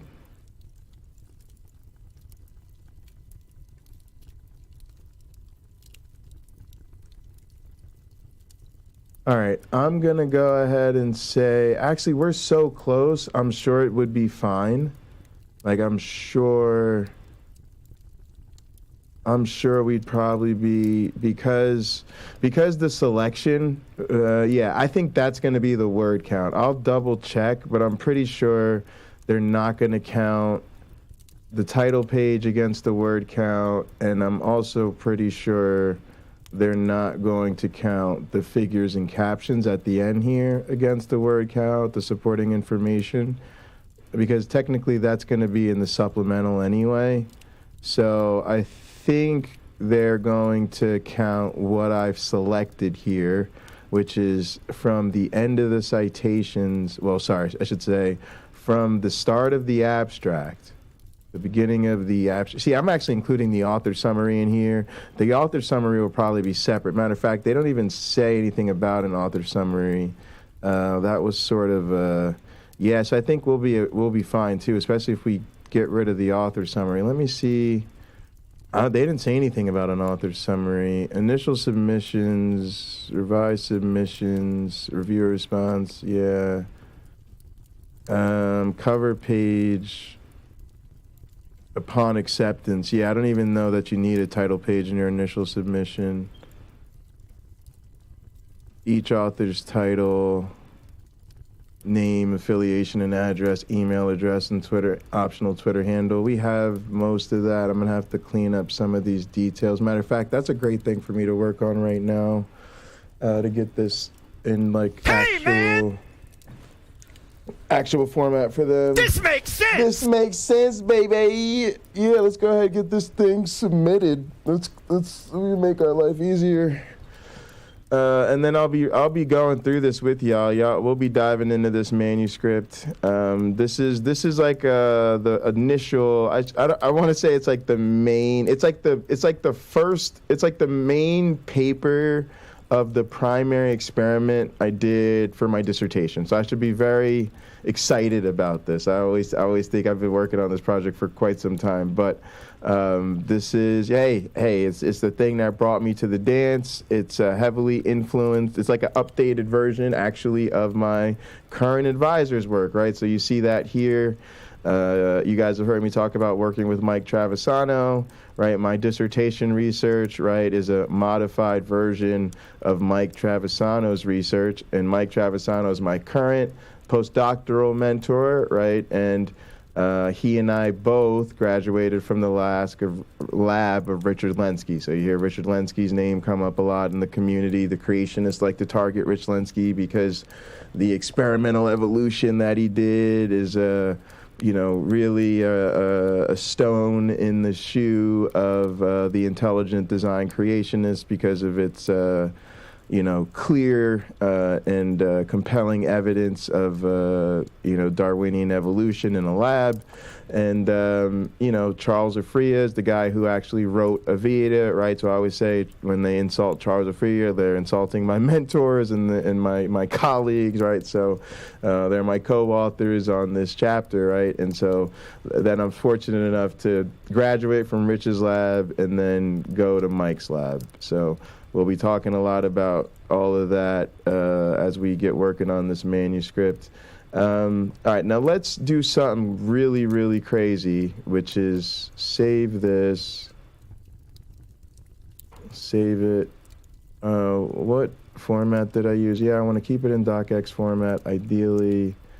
And then I want to see, where is this Zotero? I don't see Zotero. So I want to try to get the Zotero plugin going. Could be an extension deal. All right, let's figure that out. Although now we got the Word thing going, so I don't really care because I'm probably going to work in Microsoft Word, to be quite honest with you. So actually, let me cheat code this right now and do the Zotero deal because I quite frequently suggest that my students use something like Zotero or OpenOffice, particularly because they're free. I'm also going to be trying to get my students hip to using a citation manager, because these type of writing organization tools like outlines and citation managers, they don't use a lot. Matter of fact, I'm actually might even take some time soon. I don't want to waste too much time on it, but maybe I'll mock this up in outline mode. That way I can, because I'm going to try to help my students with their papers. Even though they do the lab stuff in my class, their papers are really for Rob, my teaching mentor. But and you see that you saw a crash there. That's one of the reasons I don't use LibreOffice a lot, is because it crashes on me. But maybe I can show them how to get the outline mode and stuff going. But yeah, I don't want to deal with that crashing a bunch. It's gonna irritate me actually. Let's go ahead and see if I can get this open in Word, and I can do a LibreOffice shit some other time. All right, let's open, start with this PC. No, just browse. Oh, this is awful. There we go. Where do we put it? Data drive, work notes. No, I'm lying. Manuscripts. There, A-Life, revision 0. All right, manuscript. All right, now here's gonna be where we're living on the edge. We need to save this as a new draft where that one is safe. So now let's go to draft 10. We're gonna officially go to 10 because we're going to a new journal and everything. So we'll do 10.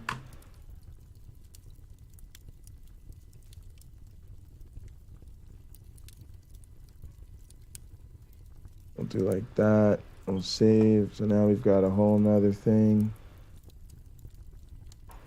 All right, now let's close this out, close that out. Actually, just open it from here. All right, now just verify that we've got a new thing here. Great. All right, now let's Zotero this bad boy. And see if it can actually sync, because this was done with Zotero, but I don't know if it's going to sync with my new library, because now I've installed Zotero on a new machine. So let's see what's up. Let's just go to refresh. It doesn't have the citation style. All right, let's just go Vancouver for now and say, okay. Actually, no, we need to go APA. So let's see if it can go APA 7th edition. All right, so let's just say, okay.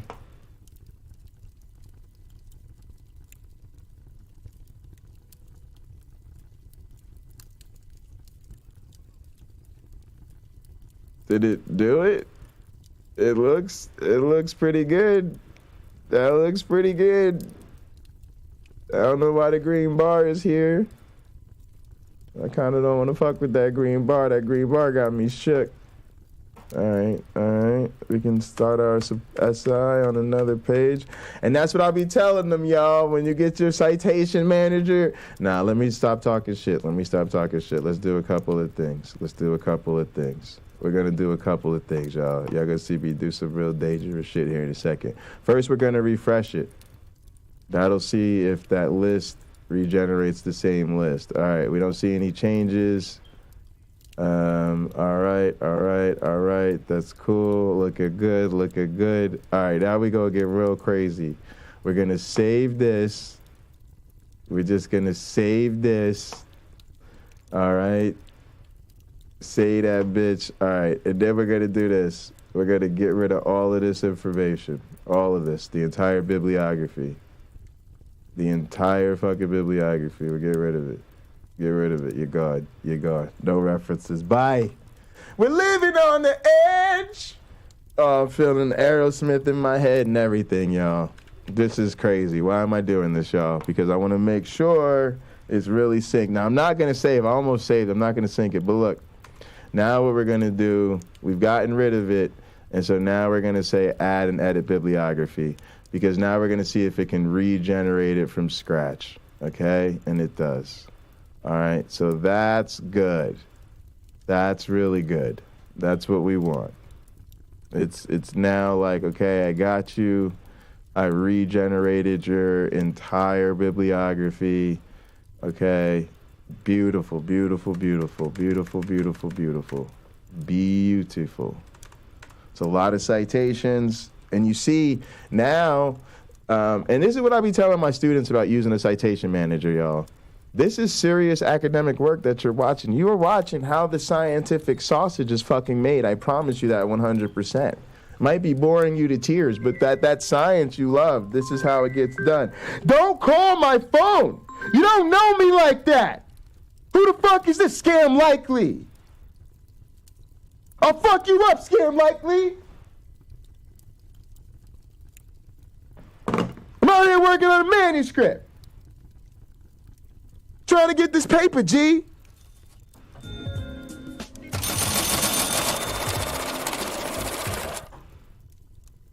Holy shit, the disrespect. Hold on, y'all. Let me turn down my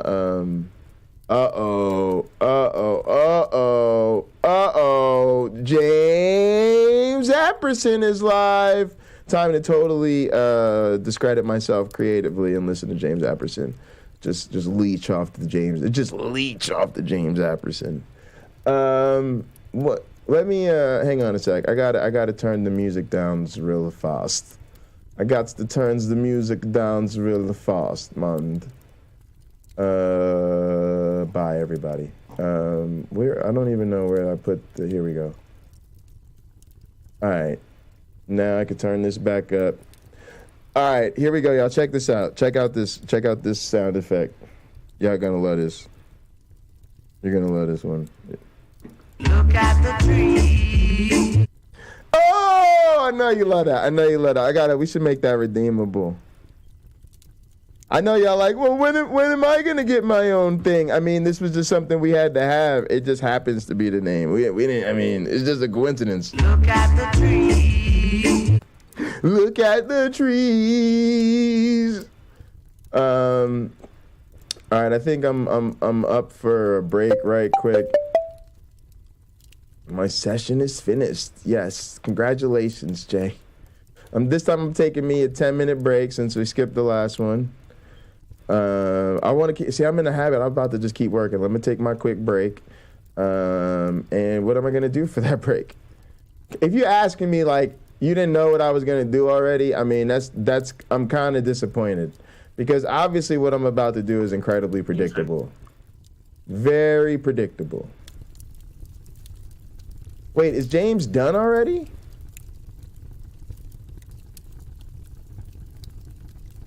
What? What is happening right now? I haven't checked the thread today to see if Doug has banned me. Why would Doug ban you, YouTube punk? What did you say? Like, I can only imagine. So, in case anybody in the future, or here now, I suppose, is religious fundamentalists and conservative in their views, and is deeply offended by the mere suggestion that the biblical Jesus, whether we're talking about the character or the real person, may have had sexual involvement with other male persons. I don't intend any offense by this. We're simply talking about the Mythvision stream today. Hello, Scott Duke. Great to have you here. So you're on mute, just so you know. Well, I was just yakking away. Yeah, I figured. Was it 6 a.m. or 6 p.m. where you are? It is almost 6 p.m. here. And, okay, well, the Friday evening has officially begun then. Awesome. Did you check out the Mythvision stream? Did you catch it today? I was in the middle of working, so no, I wasn't able Gotcha. to. It's a very provocative topic. It Jennifer is. Bird, she definitely All right, encourages let's see. people to think in feminist terms, Mhm. very non-conventional. Yeah. Not inside the box kind of approaches to things, which I think is real refreshing. So yeah, it's refreshing for anybody that isn't offended, right? Oh, it's very offensive if you're a fundamentalist. Yeah, very. And see, that's part of the problem. And we had, that I had a recent run-in with Stephanie Trenton, and then you probably noticed that we kind of like made up in Answers in Atheism channel. I saw that, yes. And I thought we were in a good place now. And then Uncle Bobby posted something. Here I am with my wrench on Mythvision, and she starts misbehaving. Now, in her mind, she's not misbehaving. Melody was there. I'm turning Melody myself up. Wait, that might have been. She was saying. Hang on, that's a lot. I can't remember Ooh. exactly. She was saying some things about Jennifer Bird. Look at the trees. It goes to show you that a PhD doesn't mean anything or whatever. In other words, basically. Wow, the disrespect. Denigrating Dr. Bird as somebody who's proven that it, just because somebody has a title as an academic doesn't mean they know shit. And I thought that was a pretty harsh thing to say in live stream. And I don't understand why. She has a very scholarly approach. Sure, but it's just.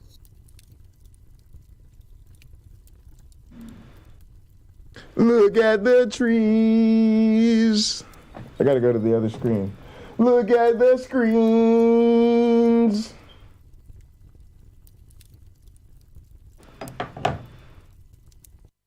Look at the trees.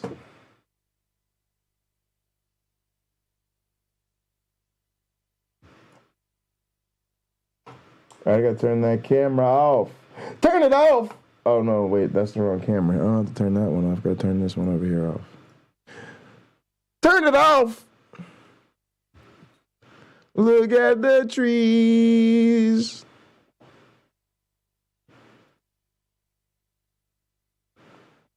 All right, we're gonna get this going in there. Get that going in there, in there, in there, and then I'm gonna let them come out. Where are they gonna come out? They gotta come out of there. No, not there. Let's say there. All right, they're gonna come out of there. And then I'm gonna go in, that's there.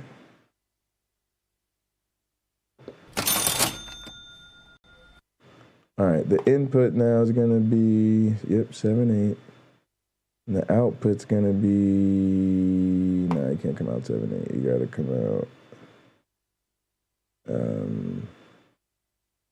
5, 6.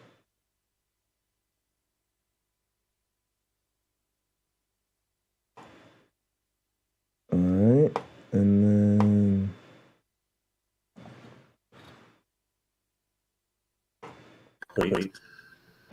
Who we got there? Oh. Jay. Hey. Hello, Jay. What's up? Jay. How's it going? Going good. So we're discussing the Mythvision stream today. They had Dr. Jennifer Bird in it about whether or not Jesus might have been gay, and that certainly got a lot of people in chat excited. Now, James, I didn't see it, and so, but I'm with you. You've brought this up before, right? Where it's just a lot of dudes, and like I said, it's that one thing that Satan never tempted him with. Didn't he? Yeah, he never threw any. No panani. I don't care how many days it's been since I ate anything, drank anything, or had some sleep. You put a fine piece of that's right poon in front of me, and I'd be like, okay, where was I again? What's my name again? I'll be right back. Exactly. But look, I'm gonna let you guys hold it down. I just wanted to say happy Friday to both of you, and happy Friday to you. The trees. All right, fellas, have fun. Look at the trees. See you later. Peace.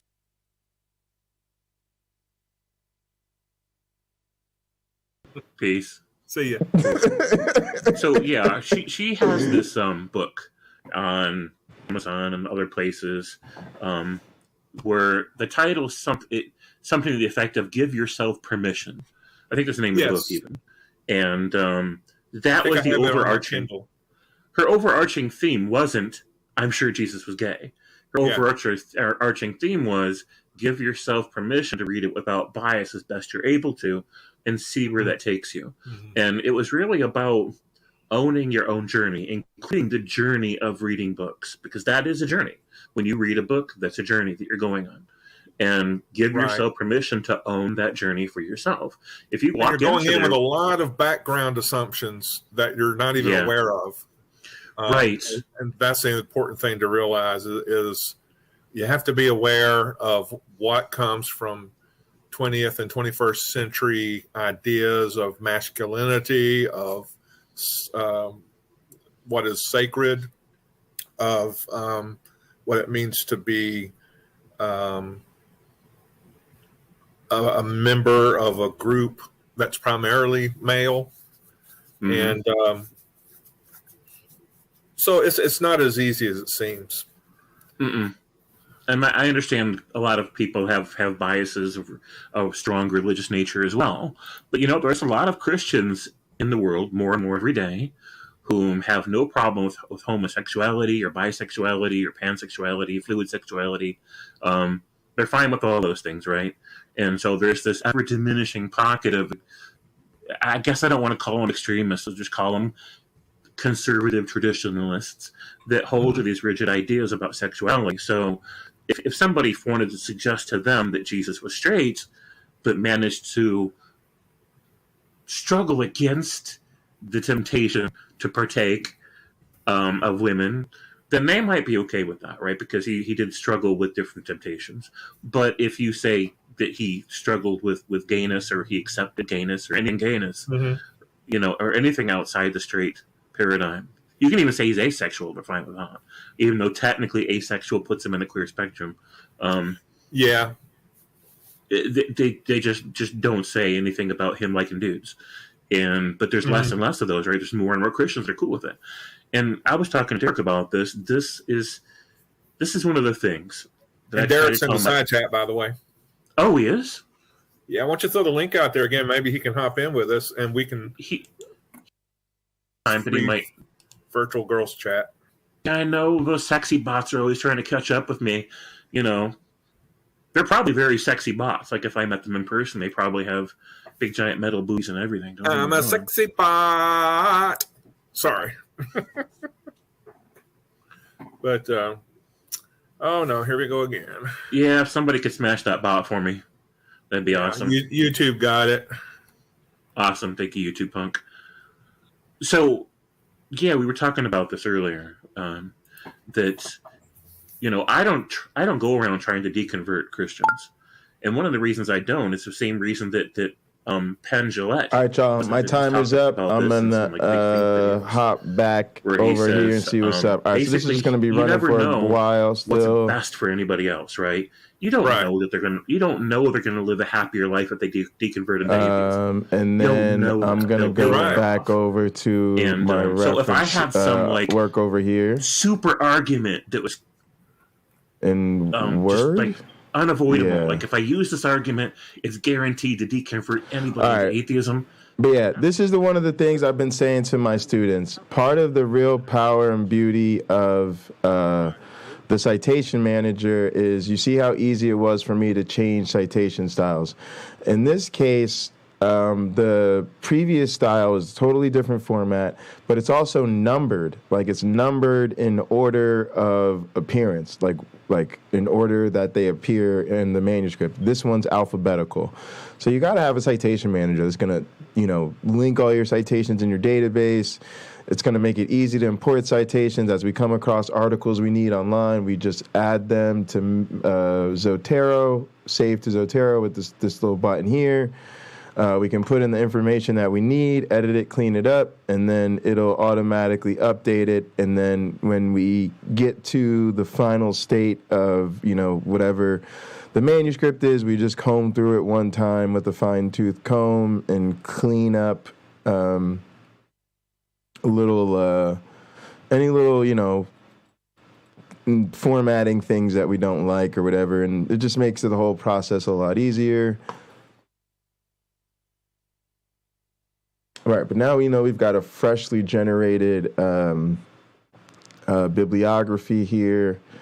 I don't even think I'm going to read the manuscript today, to be quite honest with you, because it's already 6 o'clock and I want to get the hell off of here.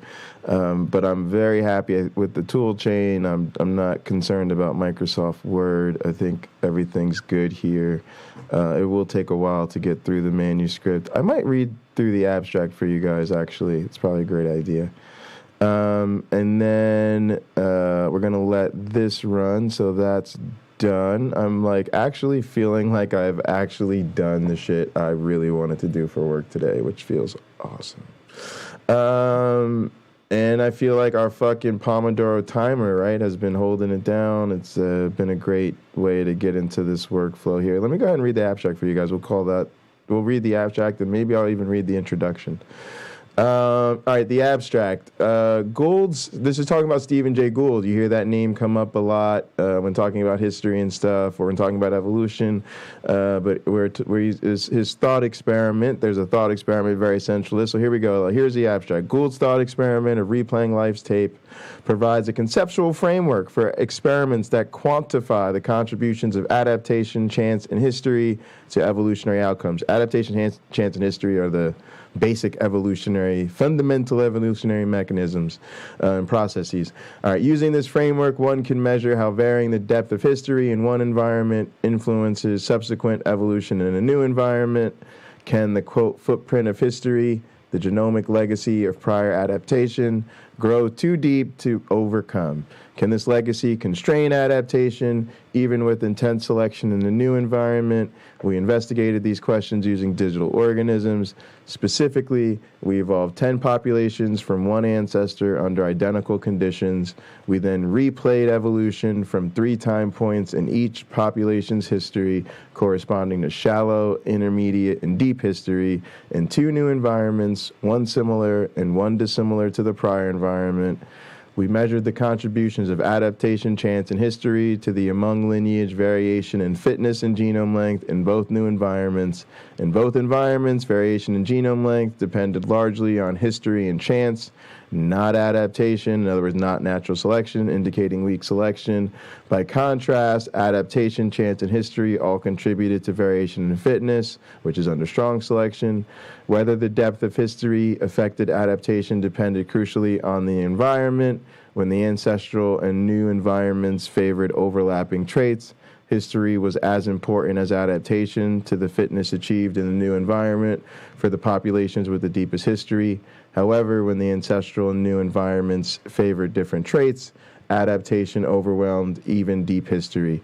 This experimental design for assessing the influence of the depth of history is promising for both biological and digital systems. So that is my fucking claim to fame so far as a fucking evolutionary biologist. You start with 10 populations that are all initially identical. They evolve independently. This is looking at their fitness and their genome length over time. The genome length is mostly random. The fitness is subject to intense selection. They do this for about 65,000 generations, which is that 500,000 update time mark in Avita. Then we throw them in 2 new environments. One is similar, one is really different. And then we do this type of measurement here, measuring the contributions of adaptation, chance, and history in the new environments. And yeah, this is the main result here, which is that when the environment is similar, adaptation is constrained by history. Those shallow populations, the red ones, are adapting much faster than the populations with the deep history. The deep history is constraining because they've basically specialized, right? They've specialized in the old environment, and since the environments are overlapping, the adaptations that they needed in the ancestral environment, they still need. So they can't afford to get rid of them, and a large proportion of their genome is already specialized to that, and so they adapt slower because it's harder for them to learn new shit compared to the shallow populations, which are basically easier at integrating information in the new environment. But when the environments are totally distinct, they adapt at damn near the same pace because they basically just have a lot more degrees of freedoms. And so all of that genomic constraint that they had, they no longer have. And so it shows you super cleanly this effect of history, this dramatic effect of history that completely disappears based on the environmental context. So it's just really fundamental ecology and evolutionary stuff. And yeah, that's what this manuscript's about. We'll get more into the details as time goes on, I'm sure.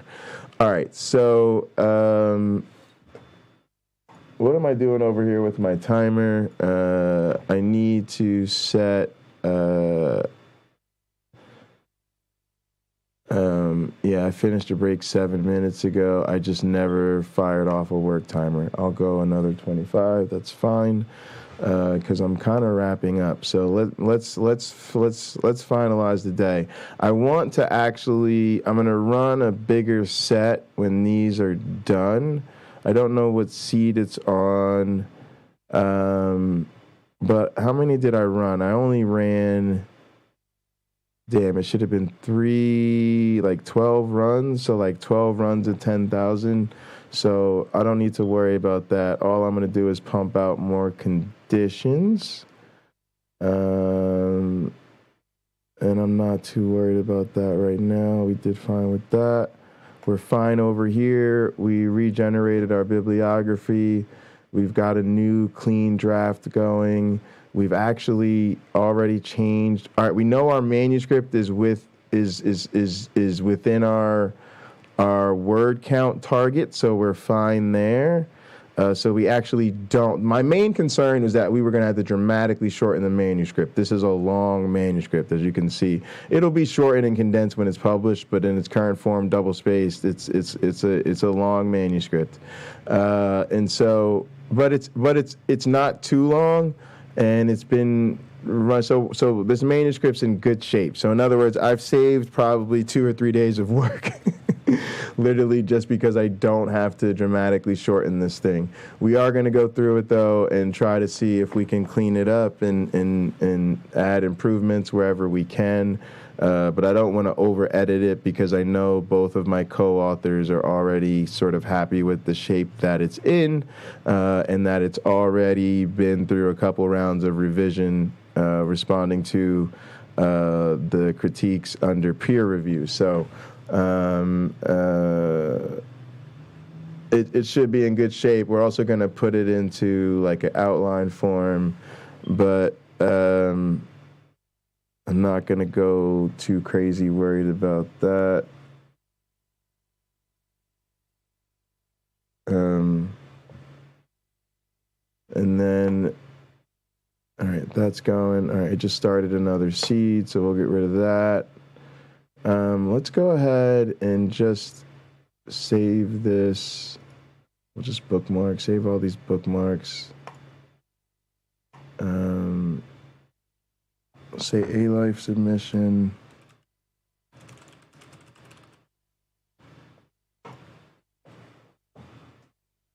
All right.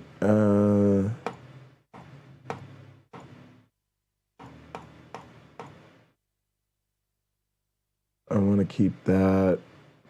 All right.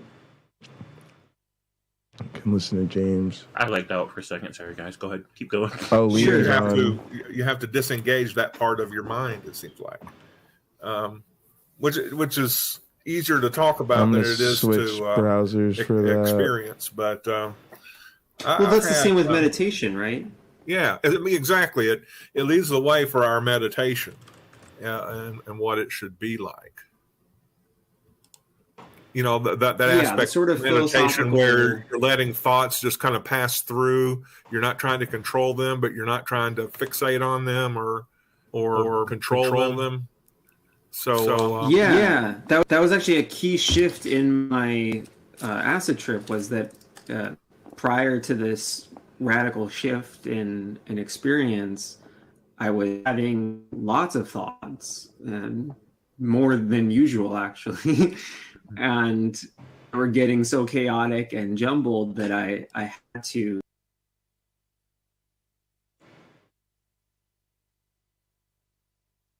What? Language gets tricky, but it felt like a disengagement with in a way identifying with the thoughts or being the one producing the thoughts to just merely observing thoughts arising within consciousness. And it's also, I think there's an aspect, and I don't know who puts it this way, but that subject-object distinction. Oh, that's why I didn't get the plug-in. It has a lot to do duality. With, narrowing or eliminating that, where there is non-dual states of consciousness, are what they're called. Yeah, there is no this and that. I don't know. I know in certain. I don't need to restart. I'm not worried about that. Realms of theology, there's an I-thou distinction, but I don't even think that includes in the theology Eastern concepts. I think that's like a Western Catholic thing, spiritualist Catholic thing. To be honest with idea. you, or adopted. The idea of separation taken on by them. It's kind of one hurdle in getting beyond Western ideas. Right. I've heard a lot of ideas that are designed to help us get past the idea, like being able to recognize the difference between your thoughts and you as an observer of your thoughts. Mm-hmm. So interesting. All right. So with all this in mind, and it looks like Lena's deep in thought over there. It doesn't surprise me. Lena's a very deep thinker.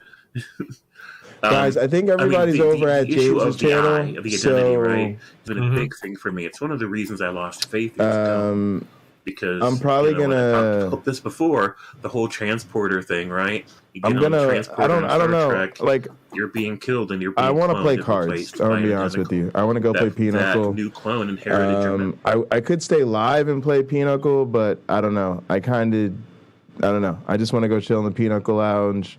Maybe we'll listen to James till SmackDown comes on. But I want to have time to chill and order my food and just kind of get a leap on the weekend by getting off stream early. I'm actually content with what we've got done today. I think I'm in good shape to get this manuscript submitted hopefully soon. I'm going to hopefully try to do it in the next couple weeks, but certainly by the end of the month, which is the real target. I'm going to try to get it maybe approved by a little bit earlier, because I think that's actually the way to go. Now that I'm thinking about it, I think the way to go is to not make too many changes to it. Matter of fact, let's try to go through and probably not change anything that's cosmetic. I have some reading I really want to do about writing this month. And then I think the goal will be, by not changing too much, we can get it submitted to A-Life a lot faster, because of the fact that I won't have to worry about essentially having to wait around for it to be reapproved by my other co-author. So I can essentially say to my advisor on Monday, hey, good news. I think the manuscript's in pretty good shape.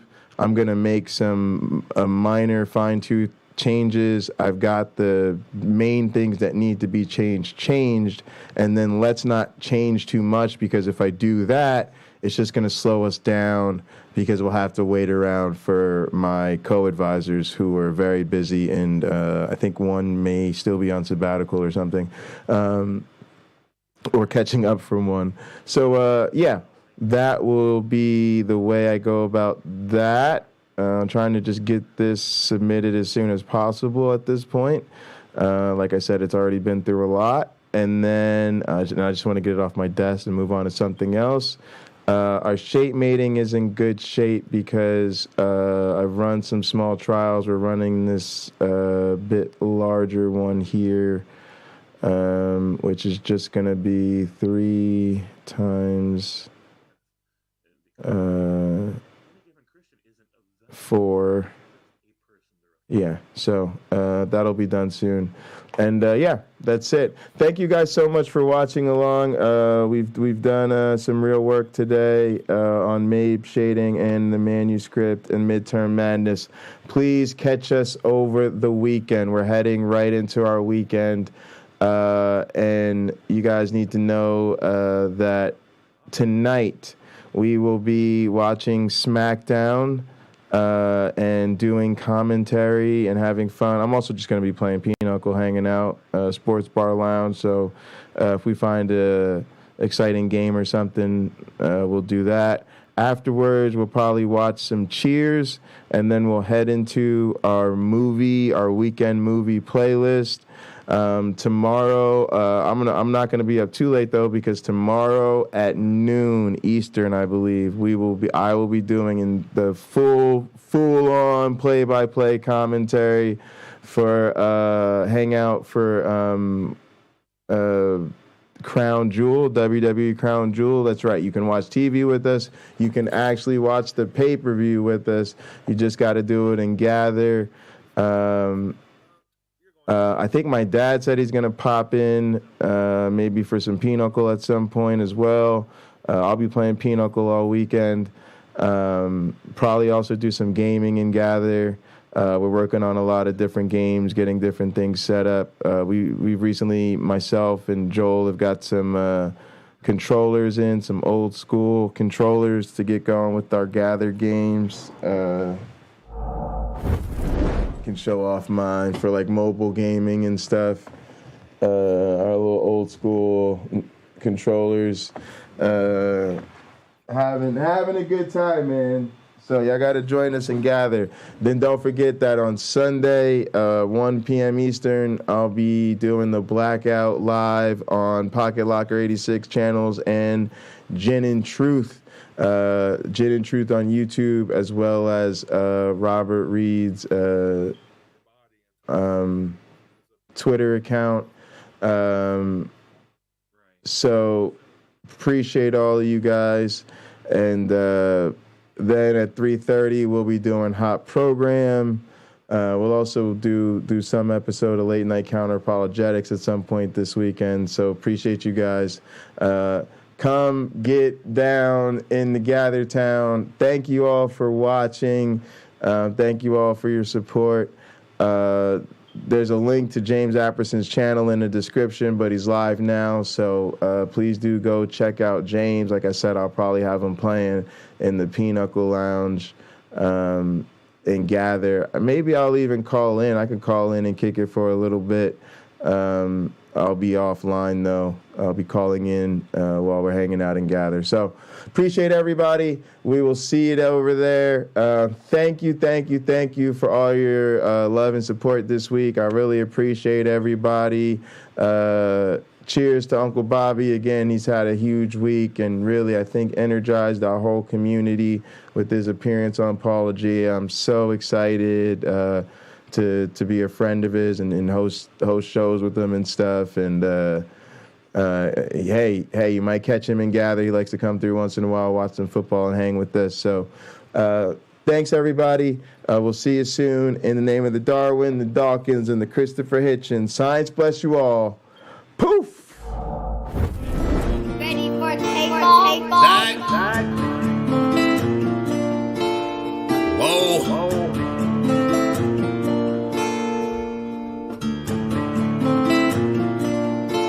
Working hard on my stump, what's the problem? I ain't had shit to show, being modest. Now it's grams of the wax for my conscience. Bron James in LA, you're on college. I've been jumping on them planes like a hobby. Still moving with the pack like my partners. Shut the John on them jets cause you wildin'. But the boat is a party on the island, moment of silence. So good, get back to the topic. Grew up, it was me and Flocka. Grandma's and Big T, this my mama. I ain't even for the pain when my pots flip. Knew his name, that's it, never bothered. Mom said, you the man, son, you got this. Ever since I found a way to go and pop shit. Hold up, blaze through a whole zip. Took a seat at the table of my first flip. Days in red roof with my first whip. Put the money with the gang, never post pics. Seen a change in the game, had to coach it. Never let them take my wangs in the mold, bitch. Ever made in a month, nigga. Used to serve him at the minute just to front, nigga. Goddamn. Had to grow up quick, I made my own rules. Had my first child, got it jumping with music. Can't really hang with nobody who losing. I thought by now that you would go and get it, but I could hardly see niggas this distant. Know you get cropped if you not in the picture. And I made that tag and went got a bag. Shots to the Henny and OG prescriptions, put rebel shit on the map. Took a leap from where I started at. Started ballin', now I'm Chris Paul and Cat. Got him steady calling for the mold, but I'm on a roll, gotta call him back. And that's all fact.